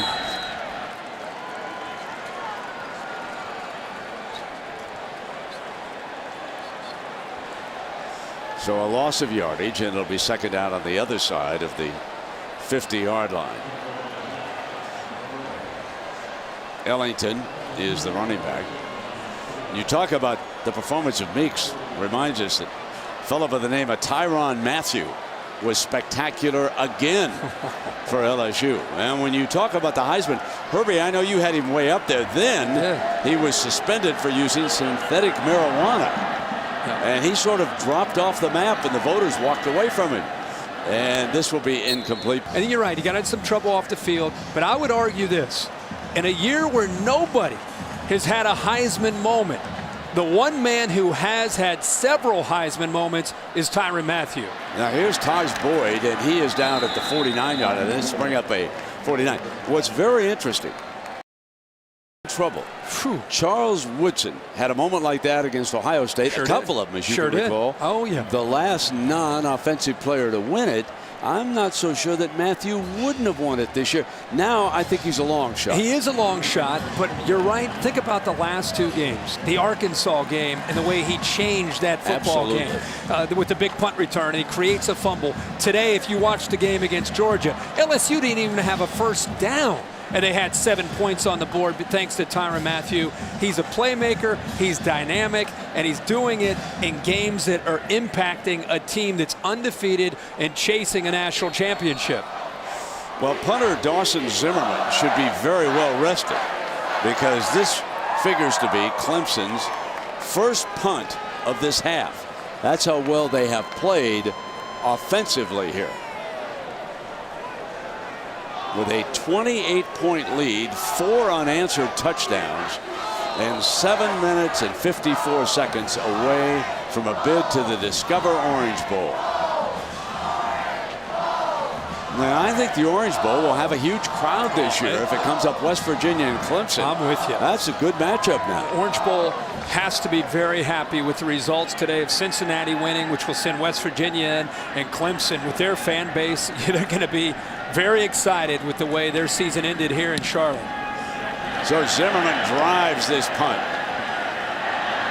Couldn't quite back it up. It goes in the end zone. It'll come out on the 20-yard line. Charlotte, North Carolina, 38-10. Clemson dominating. First down and 10. And to the 30-yard line is Marcus Davis, who's been relatively quiet here tonight. But that'll move the chains for the Hokies.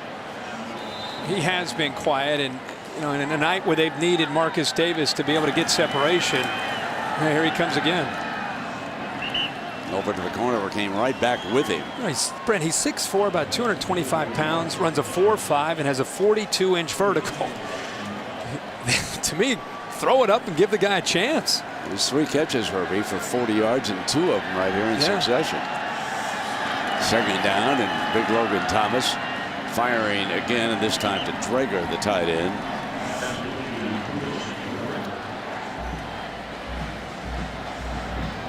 So a few of the Hokie faithful have headed for the exit.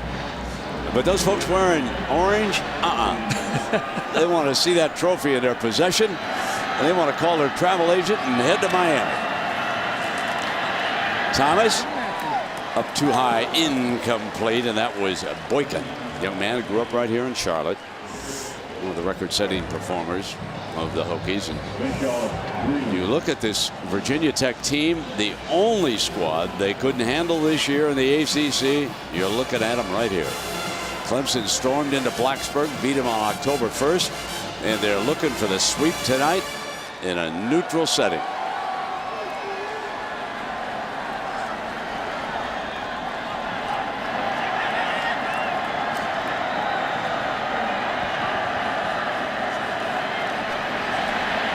Will not get the first down. Brent, I want to congratulate you on behalf of the whole crew for being a big recipient of the prestigious Outstanding Contribution to Amateur Football Award that's going to be given to the National Football Foundation dinner on Tuesday night at the Waldorf. Congratulations to that. Thank you. We'll be there to represent you and honor you. Well deserved. It's because of partners like you over the years that this has been such an enjoyable run. I want to tell you, it's a pleasure coming to work with you and working with people like our producer Bill Bunnell, Derek Mobley, our director down there, Zippy on the keyboard for us, and TD, and everybody else who travels with us. The cameraman.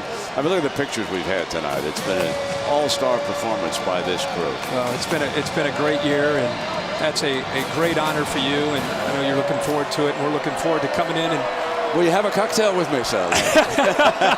Yes, sir.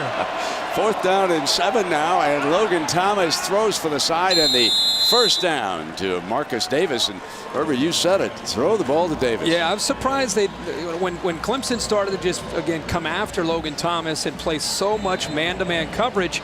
Danny Cole and Jared Boykin are good receivers, obviously, but they don't have the quickness and the athletic ability to get the separation from this Clemson secondary, and I think Marcus Davis does. And now that the game's out of reach, they're giving him a shot.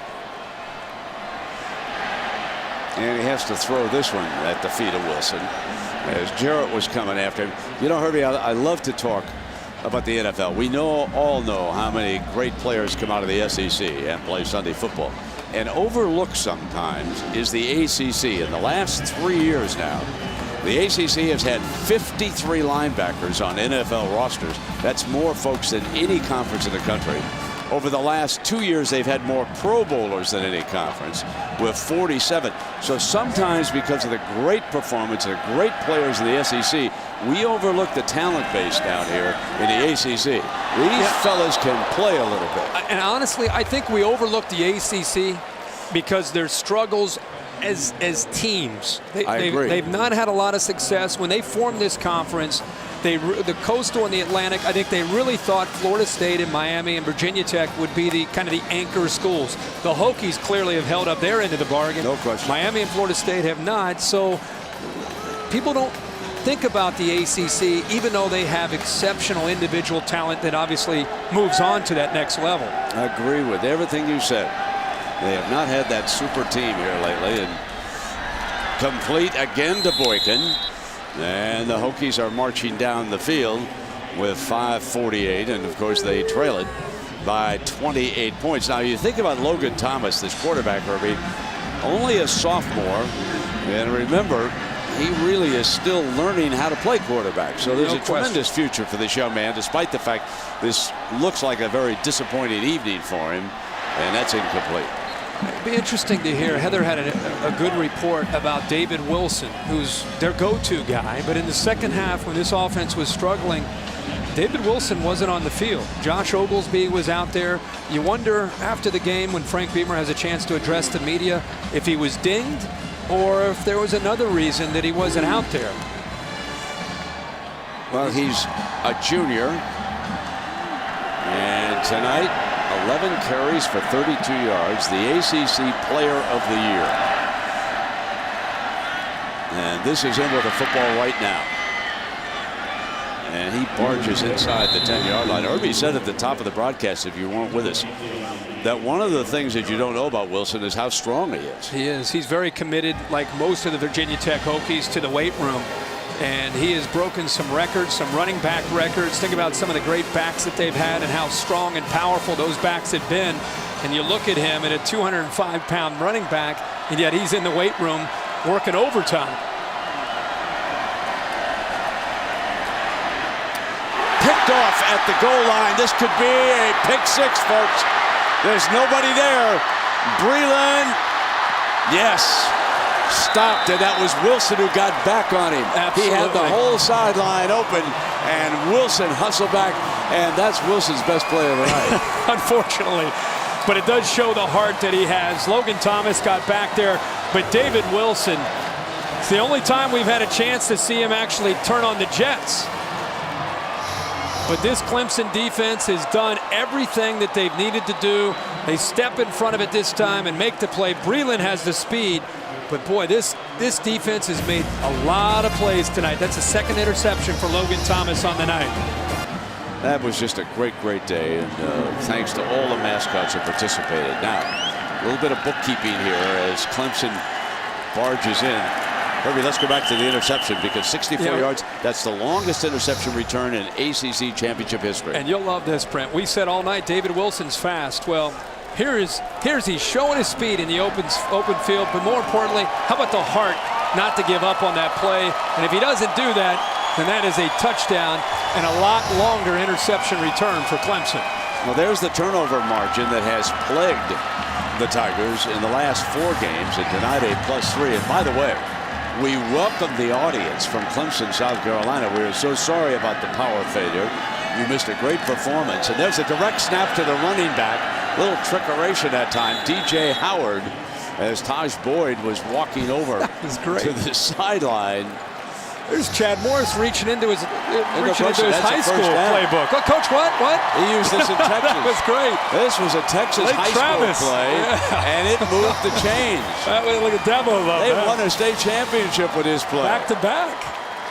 Good for Taj Boyd. Now, Cale Stout comes in as the quarterback. Cliff Stout's son, the backup for cleanup, as we go to Reese Davis for an update.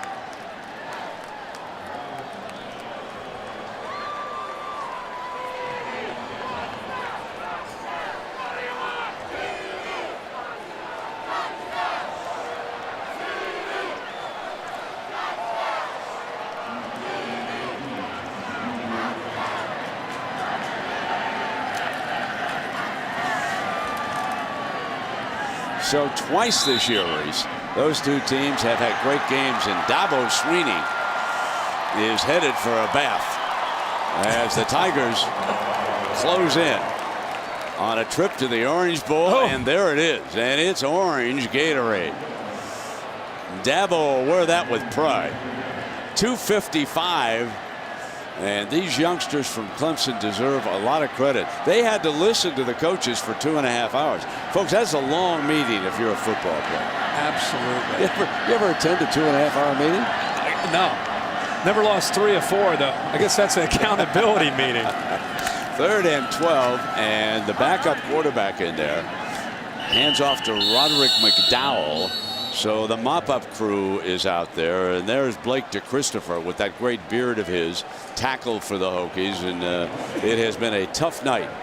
They got to get Kevin Steele, don't they? Absolutely. I mean, he deserves to get drilled. And he says, you know what, you rascals. Oh yeah. He looked up on that big monitor and said, I know you're creeping up on me. But they did a great job with the defense here tonight. And all the coaches, they deserve a whole lot of credit for this performance. And it appears as though they're going to be playing West Virginia.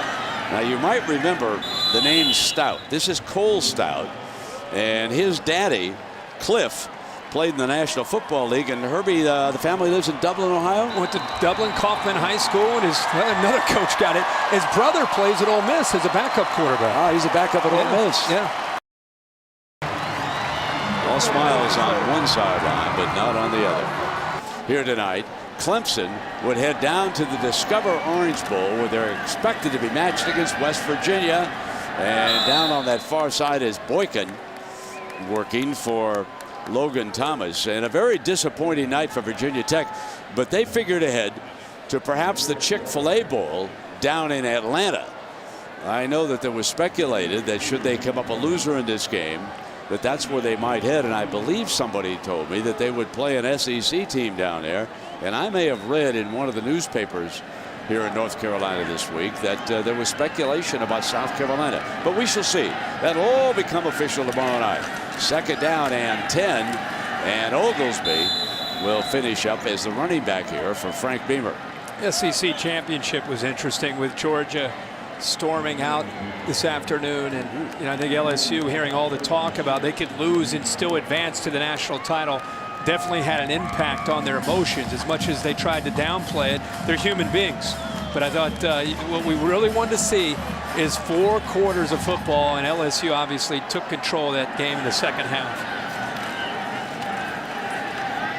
Logan Thomas firing incomplete. And of course, if it comes up, LSU and Alabama make it 6 straight BCS championships for the SEC. 2 of them by Florida, coached by Urban Meyer, who will head to Ohio State for next season. Les Miles won one, of course, at LSU. SEC 7-0 in BCS title game. So what happens when you have two teams in there? Do you go to 8-1? You're 8-1. You know what I'm saying? Oh man, let's make him 8-0. That's not right. Of course. That's it. What a great line. Incomplete. I love that. You get two teams in, and all of a sudden you got an L. It's not right.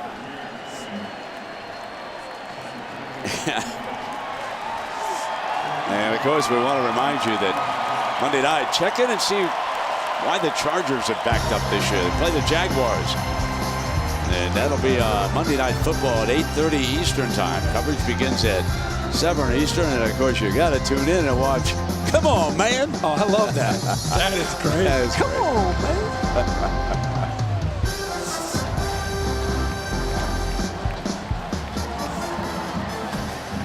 So the victory formation. Every coach's favorite formation, and there's a penalty flag. Of course, some oranges have 5 yards, first out. come down on the field. And you remember those days when Nebraska and Oklahoma used to close it out of the Big Eight. Those oranges come flying in Norman or Lincoln. I love that. I used to love watching that. It'd be freezing out. Somebody would end up looking at This is dear Steve Spurrier.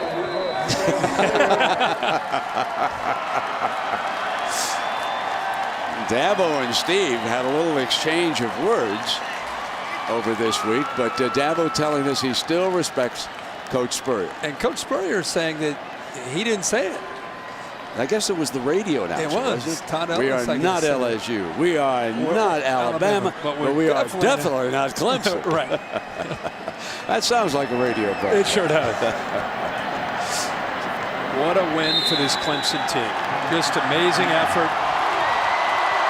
So here comes the handshake now. Dabo Swinney closes on a very high note.